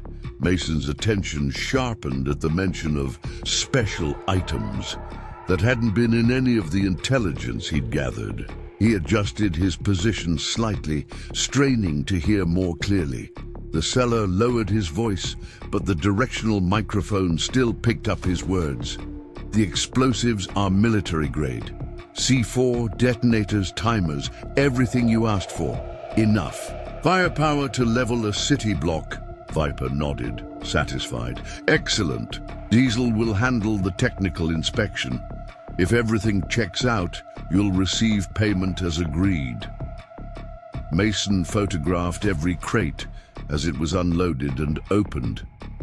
The arsenal was substantial, far beyond what a motorcycle club would need. For territorial protection or criminal enterprises, this was preparation for something bigger, something that would require coordinated action and overwhelming force. As Diesel and two other riders began checking each weapon methodically, Mason considered his options. His original plan had been to disrupt the transaction, to create another wedge between the Crimson Riders and their business partners. But the presence of high explosives changed the calculus. These weapons couldn't be allowed to reach their destination. Mason reached for his satellite phone, sending a prearranged message to Wilson. Package contains hazardous materials. Implementing Protocol Sierra. Wilson's response came seconds later. Understood. Assets standing by. 10-minute window once initiated. Mason returned his attention to the scene below. The inspection was nearly complete, with Diesel giving Viper a thumbs up. One of Viper's bodyguards retrieved a metal briefcase from the SUV and placed it on the table. The seller opened it, revealing stacks of cash, the down payment, with the remainder likely to be transferred electronically through laundered accounts. Time to move. Mason activated a series of small devices he had planted around the quarry's perimeter earlier that day. Not explosives, but military-grade smoke grenades modified to produce maximum disorientation with minimal risk of fire. As thick white smoke began billowing across the quarry floor, Mason changed position, moving to his secondary observation point with a better angle for the next phase. Confusion erupted below. The riders and sellers drew weapons, shouting and moving to defensive positions. Through the smoke, Mason could see Viper being hustled back toward the SUV by his bodyguards, while Diesel organized the others to secure the weapons. Before they could regroup, Mason activated his second set of devices, flashbang grenades positioned strategically around the transaction area. The coordinated detonations sent men diving for cover, temporarily blinded and disoriented by the overwhelming sensory assault. In the chaos, Mason made his move. Descending swiftly down a pre-scouted route, he reached the quarry floor and moved through the smoke like a wraith, invisible yet purposeful. His first objective was the truck containing the explosives, the most dangerous element that needed to be neutralized. Two of the sellers had regained their bearings and were attempting to secure the truck. Mason approached from their blind side, incapacitating the first with a precise strike to the throat that left him gasping for air. The second turned, raising his weapon, but Mason was already inside his guard. A swift disarm, followed by an elbow strike to the temple, and the man crumpled unconscious to the ground. Mason climbed into the truck and located the crate containing the explosives. Working quickly, he attached a small device to the C4, not to detonate it, but to render it inert through a controlled electrical pulse that would degrade the chemical compounds. It wouldn't destroy the explosives completely, but it would ensure they couldn't be used as intended. Gunfire erupted outside the truck, blind shots into the smoke as the riders and remaining sellers tried to regain control of the situation. Mason exited the vehicle on the opposite side, moving low and fast toward his next objective, Diesel. Through the chaos and smoke, Mason spotted him, the massive enforcer bellowing orders, trying to organize a defensive perimeter around the weapons crates. In his hand was a satellite phone, lightly calling for reinforcements. Mason couldn't allow that call to be completed. He closed the distance in seconds, emerging from the smoke like an avenging phantom. Diesel saw him at the last moment, his eyes widening in recognition and fear. The enforcer swung a massive fist, but Mason was already moving, ducking under the blow and delivering a precise strike to Diesel's solar plexus. The big man grunted in pain but didn't go down. He was stronger than Mason had anticipated, absorbing the blow and countering with surprising speed for his size. A glancing hit caught Mason's shoulder, sending a jolt of pain down his arm. They exchanged blows in the swirling smoke, two lethal fighters locked in combat while chaos erupted around them. Diesel fought with the raw power and street-honed instincts of a man who had built his reputation on violence. Mason moved with calculated precision, each strike targeting vulnerable points with clinical efficiency. "You're the one," Diesel growled, recognition dawning in his eyes. "The old man from the cabin." Mason didn't respond, conserving his energy and focus for the fight. He feinted left, then delivered a devastating knee strike that doubled Diesel over. Before he could press his advantage, gunfire forced him to dive for cover behind a stack of crates. The smoke was beginning to clear, revealing the scattered figures of riders and sellers engaged in a confused firefight, unsure who had initiated the ambush. Mason spotted Viper's SUV speeding toward the quarry exit, escaping the chaos. Protocol Sierra initiated. Mason spoke into his communication device. 10-minute window starts now. On the distant highway, sirens wailed into life. Not local sheriff's deputies, but state police tactical units that Wilson had quietly positioned just outside the county line. Officers beyond the reach of the Crimson Riders' corruption briefed on an anonymous tip about a major weapons deal involving explosives. Mason had no intention of being present when they arrived. His objectives had been accomplished, the explosives neutralized, the transaction disrupted, and evidence of the weapons deal captured on his cameras. The state police would find more than enough to justify a major investigation, one that would reach beyond Sheriff Wilcox's jurisdiction and beyond the rider's influence. He moved toward his extraction route, a narrow trail leading up the eastern wall of the quarry. Behind him, Diesel had regained his feet, rage contorting his features as he searched the clearing smoke for his attacker. "I know who you are," the enforcer bellowed. "This isn't over. You hear me? This isn't over." Mason paused, turning back, to face the man who had killed Shadow. For a moment, their eyes locked across the distance, predator recognizing predator. "No," Mason agreed, his voice carrying clearly through the chaos. "It's just beginning." Then he was gone, disappearing into the darkness as the first state police vehicles reached the quarry entrance. The Crimson Riders who couldn't escape would be arrested. Those who managed to flee would find themselves hunted not just by Mason Hayes, but by law enforcement agencies suddenly very interested in their activities.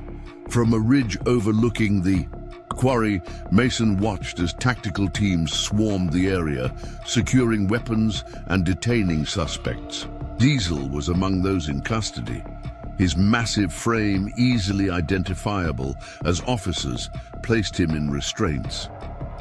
Viper, however, had escaped, retreating to lick his wounds and plan his response to this devastating blow. Mason's phone vibrated with a message from Wilson. State police seized all weapons. 12 suspects in custody, including Diesel. Viper escaped, but is now on state police radar. Explosives recovered and secured. Mason allowed himself a moment of satisfaction. The most dangerous elements of the arsenal would never reach the Crimson Riders' hands. Diesel would face serious federal charges related to the weapons. The organization had suffered a critical blow to both its operations and its reputation. But the war wasn't over. Viper remained free, and he would be desperate now. Desperate men were unpredictable and dangerous. The Crimson Riders still controlled significant resources and had deep roots in Lawson County. Dismantling them completely would require more than a single successful operation. As Mason made his way back to his vehicle, hidden in a stand of trees a mile from the quarry, he felt the cool night air against his face and thought of Shadow, the loyal companion who had guided him back from the darkness after Kandahar, who had given his life protecting his master. One blow had been struck in his name, but justice wasn't complete. Not yet. Not until Viper understood exactly what his organization had taken. Not just a dog, but Mason's connection to humanity itself. Not until the corrupt system that protected the Crimson Riders was exposed and dismantled. Not until Lawson County was free from their influence. Mason drove back toward the hunting cabin, his mind already formulating the next phase of his operation. Tonight had been about disruption and creating external pressure.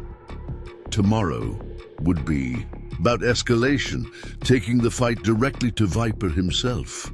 The Crimson Riders' leader had escaped the trap at the quarry, but he wouldn't escape what was coming. The ghost of Mason Hayes, the deadly operative who had walked away from violence years ago, was fully awakened now. And he would not rest until his mission was complete. Dawn broke over Lawson County with an unnatural stillness. News of the raid at the quarry traveled quickly through the community, whispered conversations in diners and gas stations, worried glances exchanged between shopkeepers. The arrest of Diesel and 11 other Crimson Riders, along with the seizure of a military-grade arsenal, had shattered the illusion of invulnerability that had protected the organization for years. Mason monitored the aftermath from his hunting cabin scanning police frequencies and news reports while checking the surveillance feeds he'd established throughout the county. The state police had taken jurisdiction over the weapons case, transferring the prisoners to a secure facility outside Crimson Riders territory. Federal agencies were now involved, drawn by the military-grade explosives and firearms. His phone buzzed with a message from Wilson. ATF and FBI on scene, Diesel and 3 others talking, trading information for deals. Viper's gone to ground, burned all his usual hideouts. Mason allowed himself a tight smile. The pressure was working.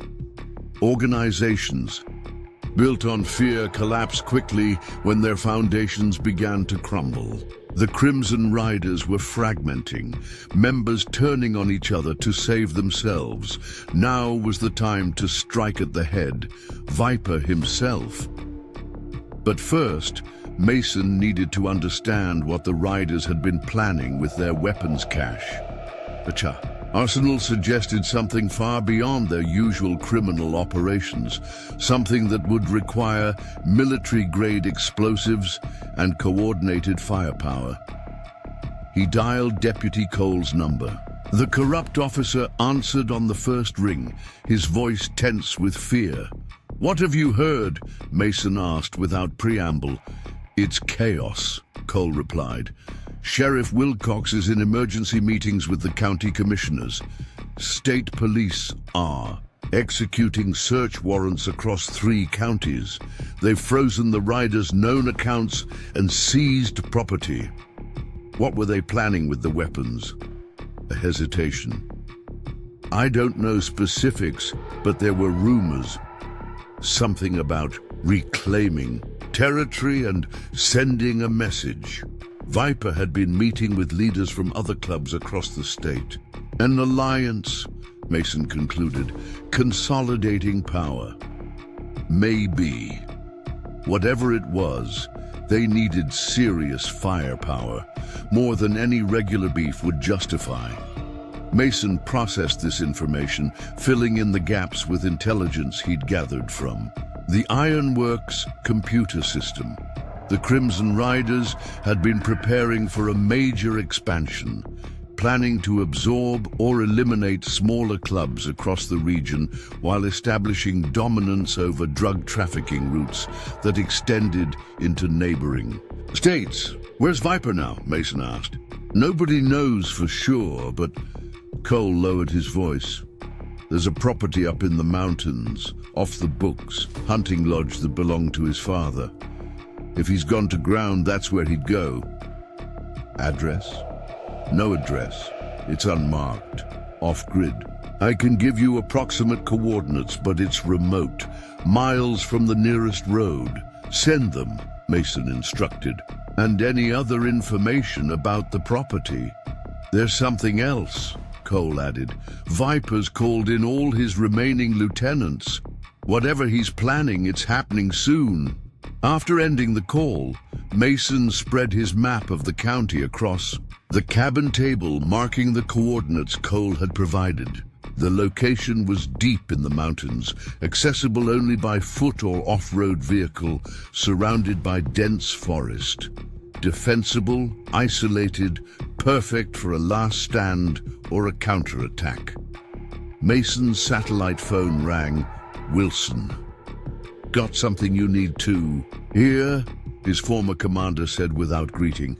"One of my contacts in federal law enforcement shared intel from the initial interrogations. The Riders weren't just stockpiling those weapons for territorial expansion. They had specific targets." "What kind of targets?" Mason asked, though he suspected the answer. "People who've crossed them over the years. Witnesses who testified against members, journalists who wrote exposés, state prosecutors, a federal judge. They were planning a coordinated strike to eliminate everyone who'd ever threatened their organization." Mason absorbed this information, a cold fury building inside him. "A purge." "Exactly. And your name was on the list, marked highest priority." They knew exactly who you were, what you were capable of. They've been watching you for months, gathering intelligence. That explained their interest in his land. It wasn't just about expansion, it was about eliminating a potential threat. Someone in the organization had recognized Mason's background, had understood the danger he represented long before Shadow's death. "There's more," Wilson continued. "Viper's got a military background we didn't know about. Not just Vietnam-like. His service record shows he worked Black Ops through the 80s, off-book stuff in Central America. The kind of operations that never existed officially." This shifted Mason's understanding of his opponent. Viper wasn't just a criminal who'd built an empire through intimidation and violence. He was trained, experienced in covert warfare, a worthy adversary. That hunting lodge you're looking at, it's a fortress. Built during the Cold War as a fallback position for certain government assets. Reinforced structure, hidden caches, defensive positions. And according to my source, Viper's gathered his most loyal men there, the ones who weren't at the quarry. How? Many? At least 15, all armed, all dangerous. And they're expecting you, Mason. They've studied your tactics from Afghanistan and Iraq. They know how you operate. Mason absorbed this information, adjusting his mental approach to the mission. A frontal assault would be suicide, even for someone with his skills. He needed a different strategy, something unexpected. "Thanks for the intel," Mason said. "I'll adapt." "Mason," Wilson's voice took on an urgent quality. "This isn't a mission you can handle alone. Let me activate the team. We can be there in 6 hours, full tactical support." Mason considered the offer. His former team, men he'd fought alongside, trusted with his life. Professional operators who understood the stakes and had the skills to match. But bringing them in would put their lives at risk, would drag them into his personal vendetta. Not yet, he decided. This started with Shadow. It ends with me. At least wait for more intelligence, Wilson urged. Let us get satellite imagery, heat signatures, a complete picture of what you're walking into. Send what you can. I move at nightfall. After ending the call, Mason began preparations for the final confrontation. He cleaned and checked his weapons, packed tactical gear, and studied topographical maps of the mountain region where Viper's Lodge was located. The approach would be challenging, miles of difficult terrain, likely with sentries posted at strategic points along the way. By late afternoon, Wilson had delivered on his promise, sending satellite imagery of the lodge and surrounding area. The structure was larger than Mason had expected, a main building with several outbuildings, nestled in a clearing with clear sightlines in all directions. No approach without exposure. Mason analyzed potential infiltration routes, identifying a ridgeline to the north that would provide cover longest. But the final 100 yards would leave him exposed, visible to any competent lookout. He needed a diversion, something to draw attention away from his approach. His phone buzzed again. Deputy Cole. Sheriff just got a call, the deputy reported, his voice hushed. Anonymous tip about Viper's location.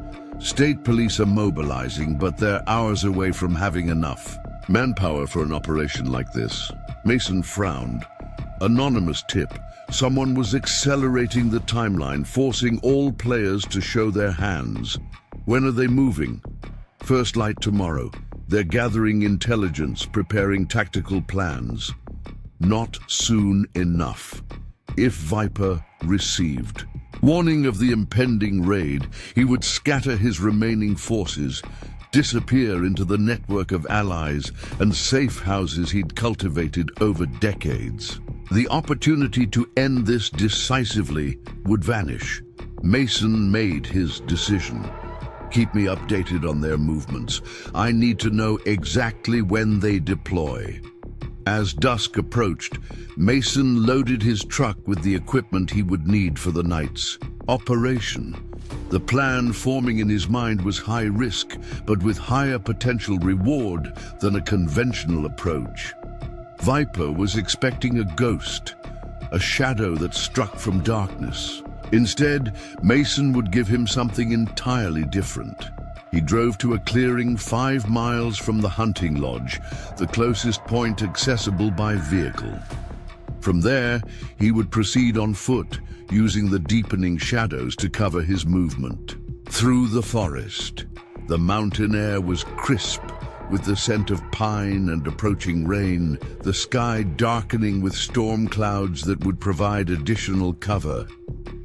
Mason moved through the wilderness with the confidence of a man returning to his natural element. The forest welcomed him, branches parting silently as he passed, fallen leaves cushioning his footsteps. This was the environment where his training had been forged: rugged terrain, limited visibility, hostile forces waiting to detect the slightest error. 2 hours into his approach, Mason encountered the first sentry, a crimson rider positioned on a natural overlook, scanning the forest below with night vision goggles. The man was alert, professional in his positioning and awareness.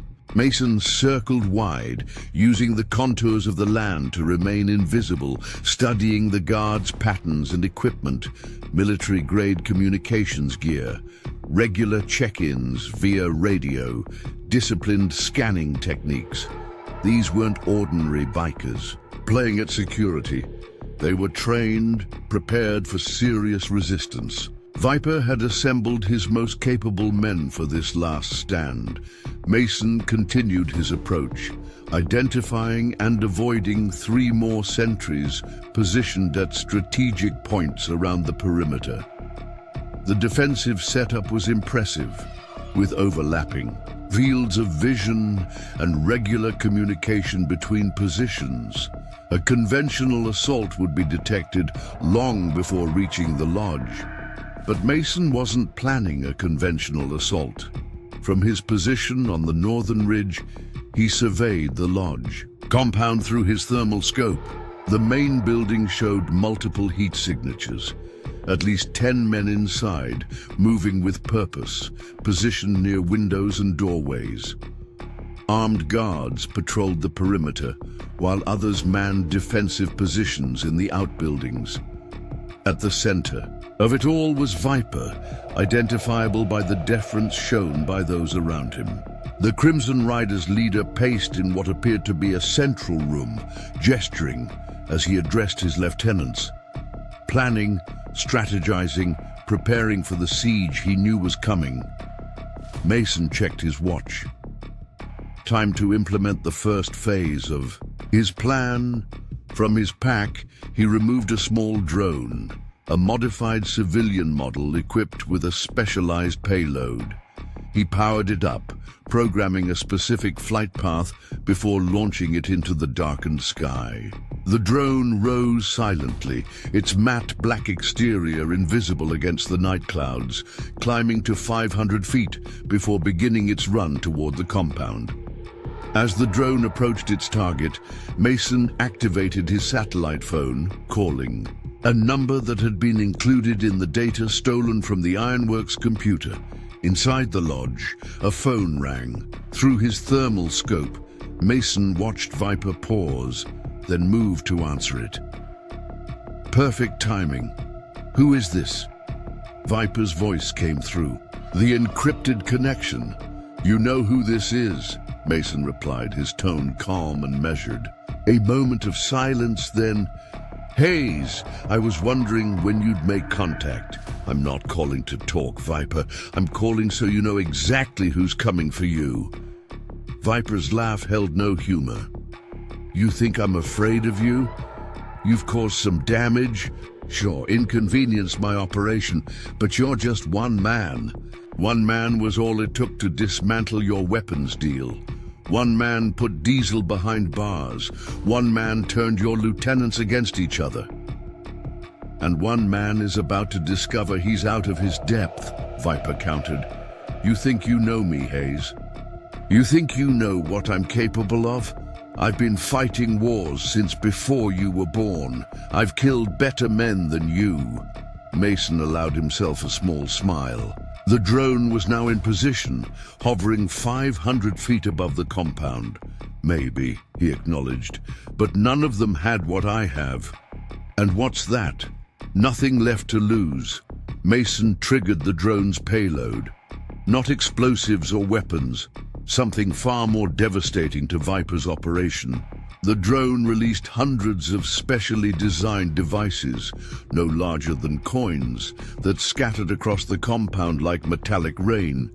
Each contained a powerful transmitter broadcasting on emergency frequencies. "What the hell are you doing, Hayes?" Viper demanded, his voice tightening as he registered the sound of objects hitting the roof. "Creating a beacon," Mason explained calmly. "Every law enforcement agency within 100 miles is about to get emergency signals from your location. Military-grade distress beacons, the kind that trigger immediate armed response."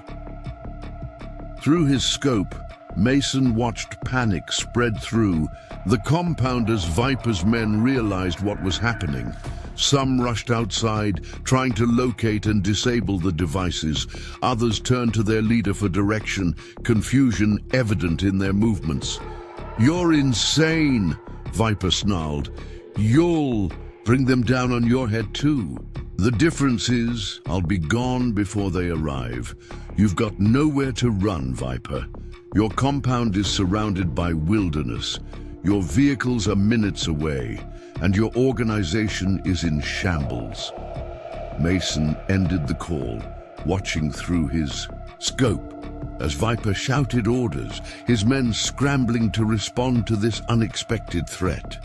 The first phase had worked perfectly, creating confusion, disrupting their defensive preparations, forcing them to divide their attention between an unseen attacker and the approaching law enforcement response. Now for Phase 2. Mason moved quickly down the ridge, approaching the compound from the eastern side, where the defensive coverage was now weakest. The storm clouds overhead opened, rain beginning to fall in heavy sheets that further reduced visibility and masked the sound of his movement. He reached the perimeter fence undetected, using a pair of insulated cutters to create an opening just large enough to slip through. Ahead, 2 outbuildings stood between him and the main lodge, a generator shed and what appeared to be a storage facility. The time for stealth was over.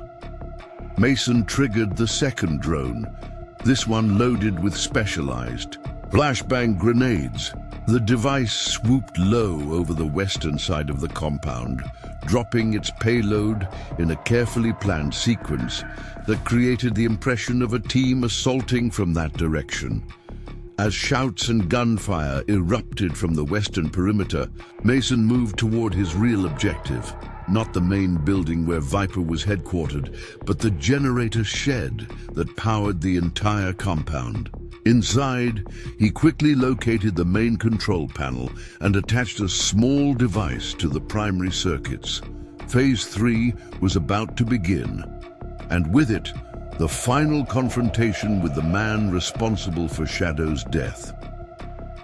Mason activated the device on the generator's control panel, initiating a cascading power failure across the compound. In 3 seconds, every light in the facility blinked out, plunging the area into total darkness. Emergency systems attempted to engage, but the specialized device blocked their activation, keeping the compound blind. Chaos erupted immediately. Through his night vision goggles, Mason watched Viper's men scrambling to respond, shouting conflicting orders and firing blindly into the darkness where the flashbangs had detonated. Their discipline was cracking, exactly as he'd planned. He moved swiftly toward the main lodge, utilizing the confusion to breach the building through a side entrance. Inside, the tactical advantage was his.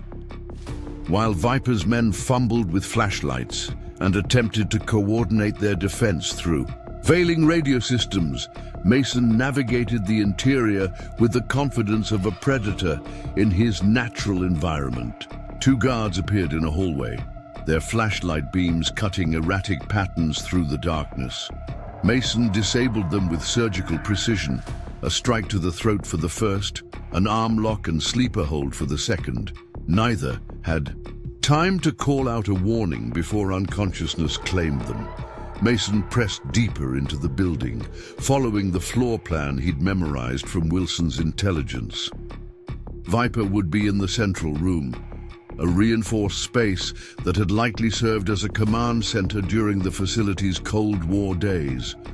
The door to that room stood ahead, guarded by two men with automatic weapons. Unlike the others, these guards maintained their composure, positioned on either side of the entrance with professional spacing and proper fields of fire. Veterans, likely with military or law enforcement backgrounds, not easily fooled by diversionary tactics. Mason assessed his options. Direct confrontation would create noise, alerting Viper and anyone else inside the command center. He needed a subtler approach. From his tactical vest, he removed a specialized device, a non-lethal weapon developed for hostage situations. The canister released an aerosol sedative, fast-acting but temporary, designed to incapacitate without causing permanent harm. Mason rolled it toward the guards, the small device making barely a sound as it came to rest between them. Before either could react, it released its contents in a silent cloud. The men registered the threat too late, reaching for their gas masks, but succumbing to the sedative within seconds, slumping unconscious against the wall. The path to Viper was clear, but Mason paused, listening intently. Voices came from inside the command center, Viper and at least two others, arguing over their next move. "Can't stay here," someone was saying, voice tense with urgency. "If Hayes called in law enforcement, Hayes is working alone." Viper countered, his tone betraying no fear. "This is psychological warfare. He's trying to flush us out, make us flee into the open where he can pick us off." "The beacons are real," another voice insisted. "We're getting readings all over the compound, emergency frequencies. It's only a matter of time before someone responds." "So we accelerate our timeline," Viper said. "The helicopter will be here in 20 minutes. We hold position until then, a helicopter." That changed the strategic calculations. If Viper escaped by air, the pursuit would become exponentially more difficult. Mason needed to end this now, before the aircraft arrived. He placed breaching charges on the command center door. Small, focused explosives designed to disable the locking mechanism without causing widespread damage. Taking position to the side of the doorway, he triggered the detonation. The door blew inward with a sharp crack. Mason followed immediately, entering the room in a tactical sweep, weapon raised and ready. Three men occupied the space, Viper and two lieutenants, all armed. They reacted with the speed of trained fighters, diving for cover as Mason entered. Gunfire erupted, bullets tearing into the doorframe as Mason rolled behind a metal desk. "Hayes!" Viper shouted over the chaos. "I was wondering when you'd make your grand entrance." Mason didn't respond, conserving his focus. He noted the positions of all three men. Viper behind a communications console, one lieutenant near a weapons locker, the third by a reinforced window. Each had established a defensible position with clear lines of fire. These weren't ordinary. Criminals. They were combatants with tactical training. This would not be easily resolved. You know, we've been watching you for years, Viper continued, attempting to draw Mason out. When you bought that land, settled in so quietly, I knew exactly who you were.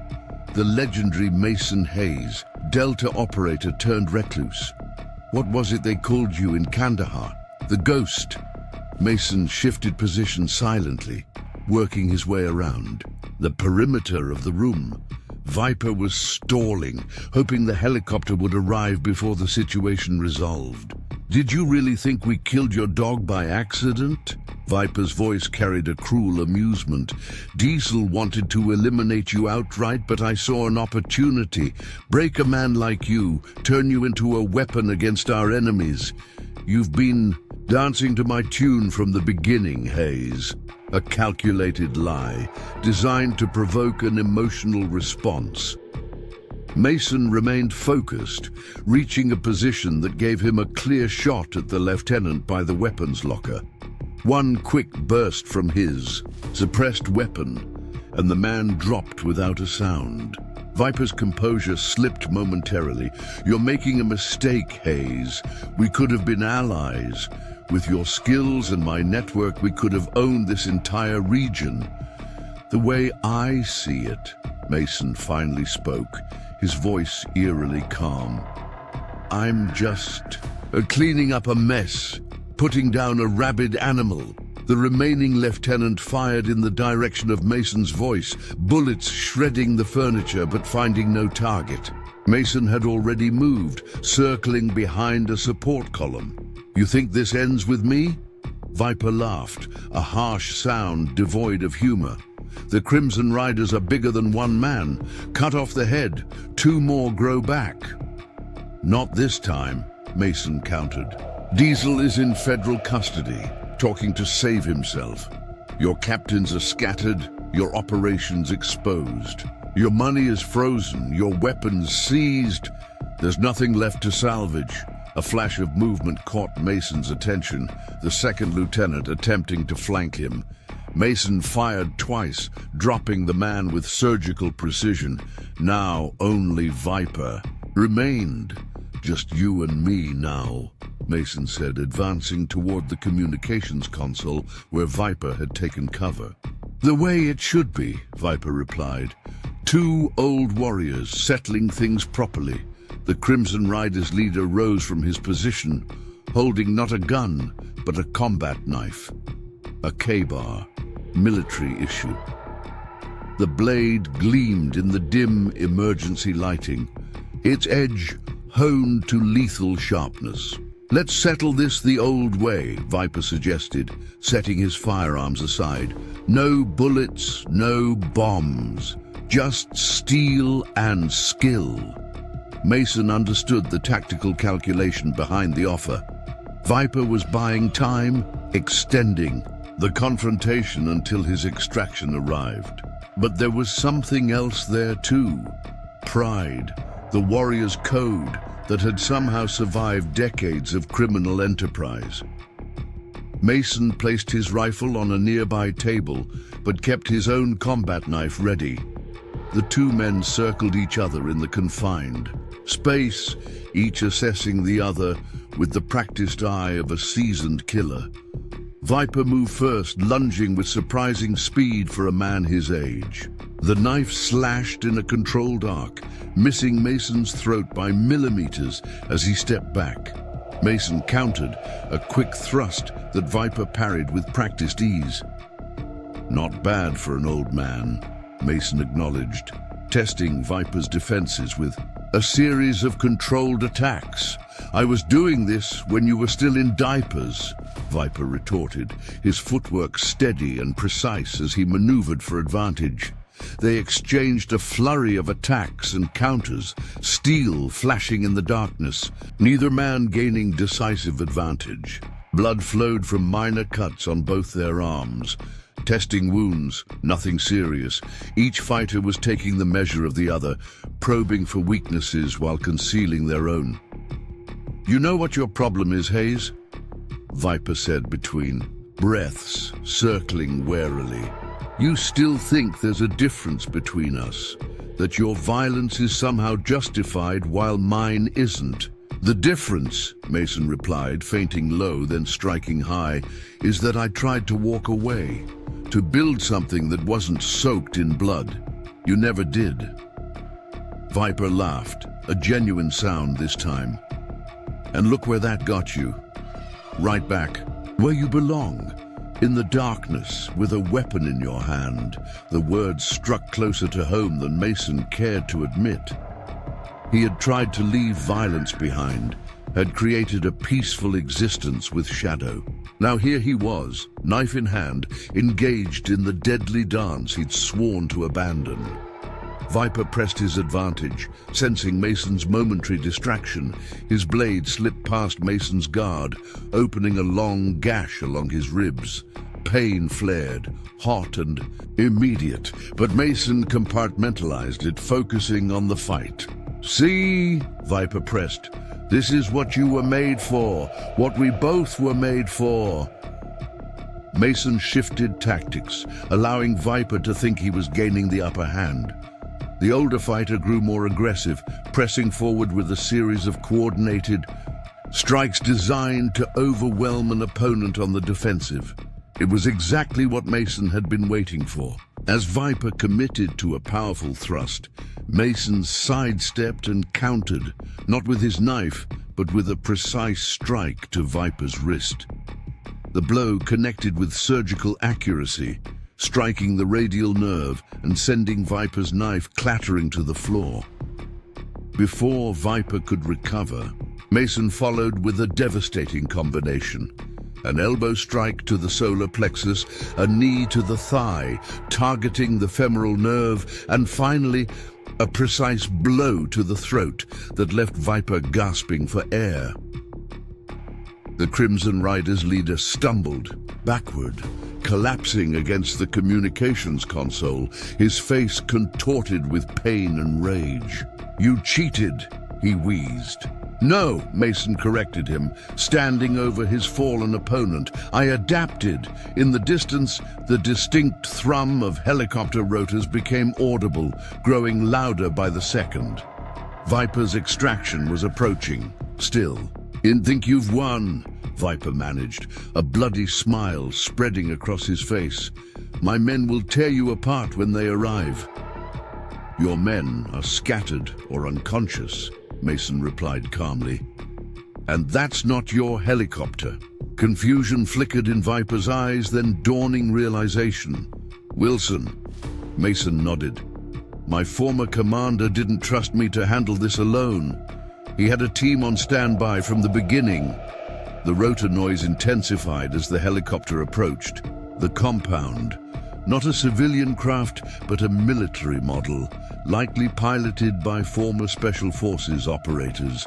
Wilson's team, arriving to secure the scene and extract Mason before law enforcement descended on the area. "So what now?"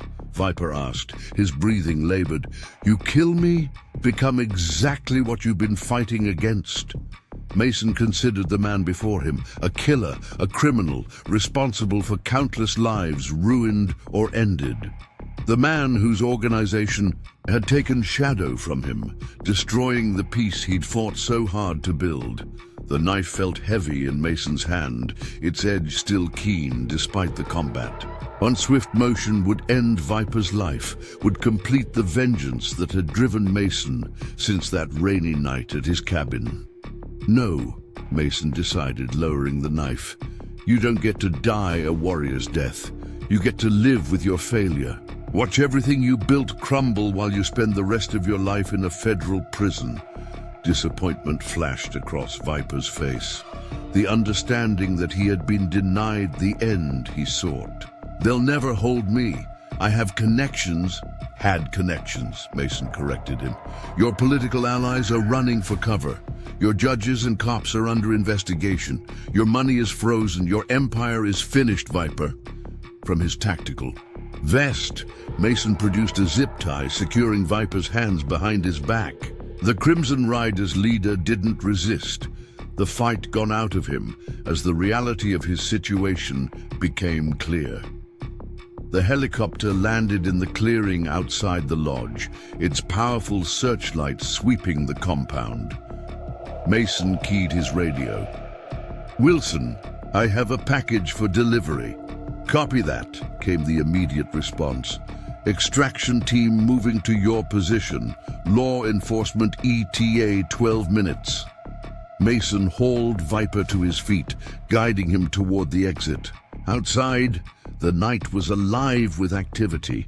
Wilson's team securing the perimeter, collecting the unconscious guards, preparing for a clean exit before official forces arrived. "You think this ends anything?"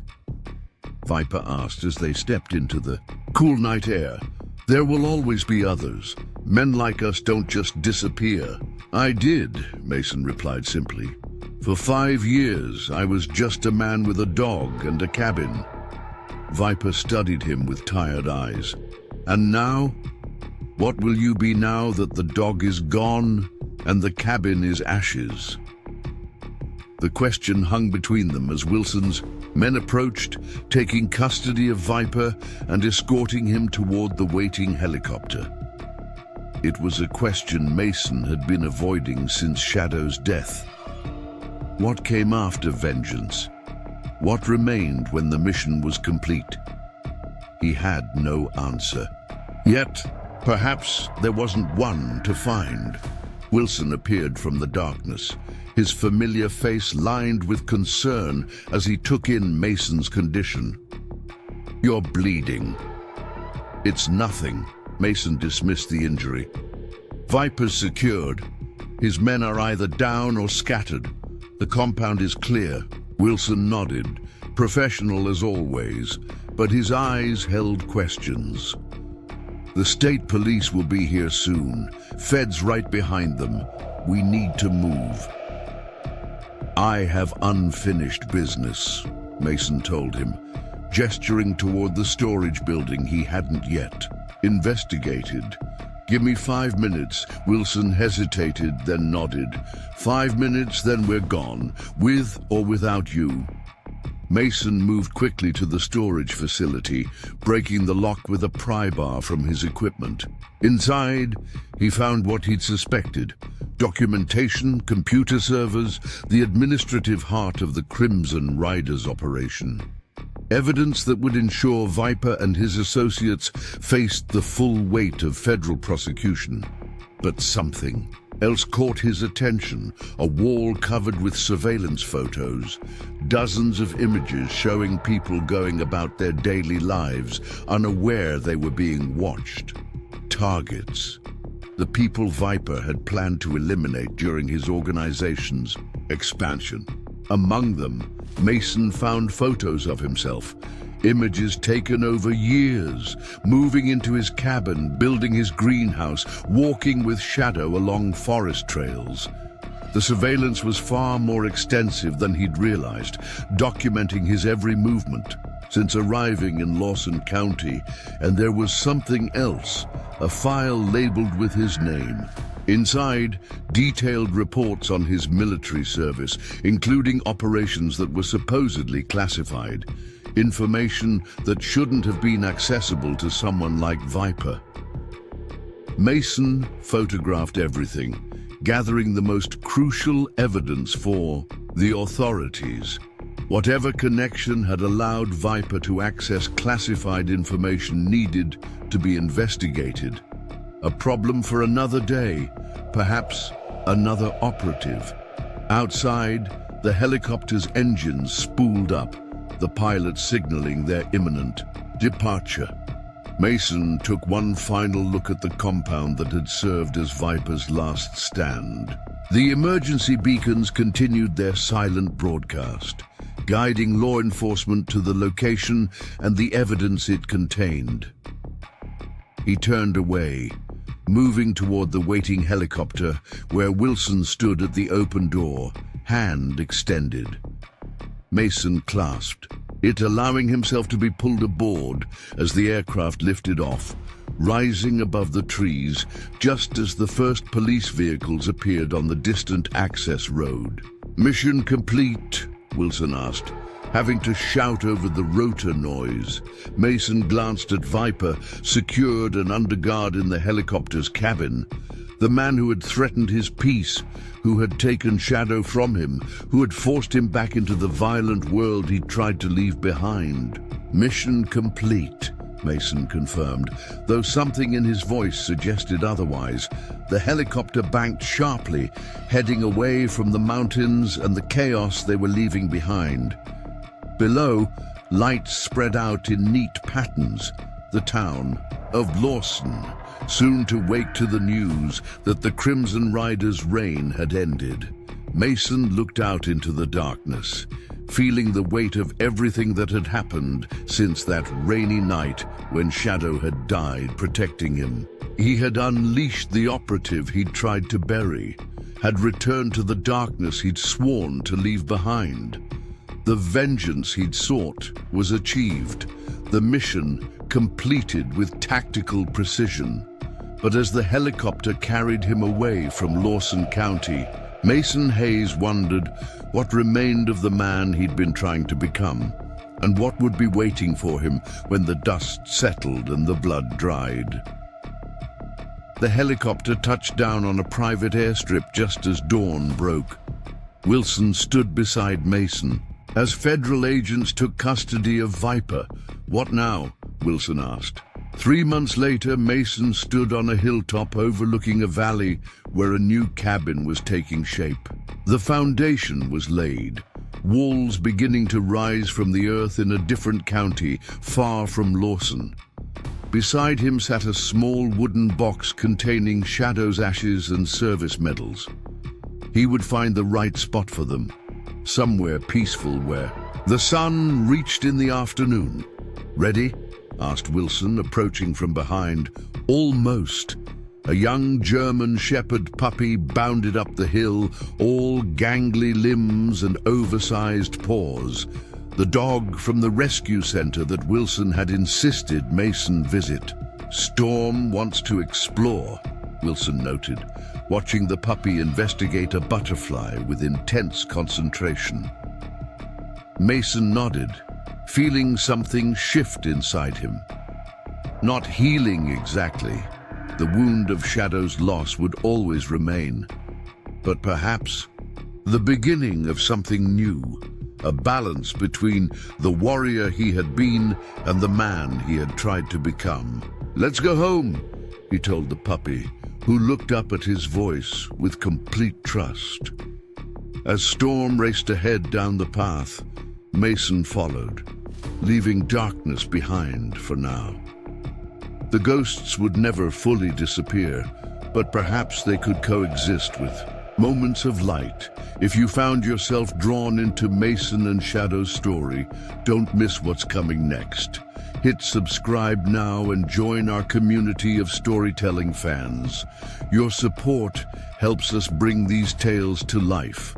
Until next time, remember, even the quietest souls can change the world.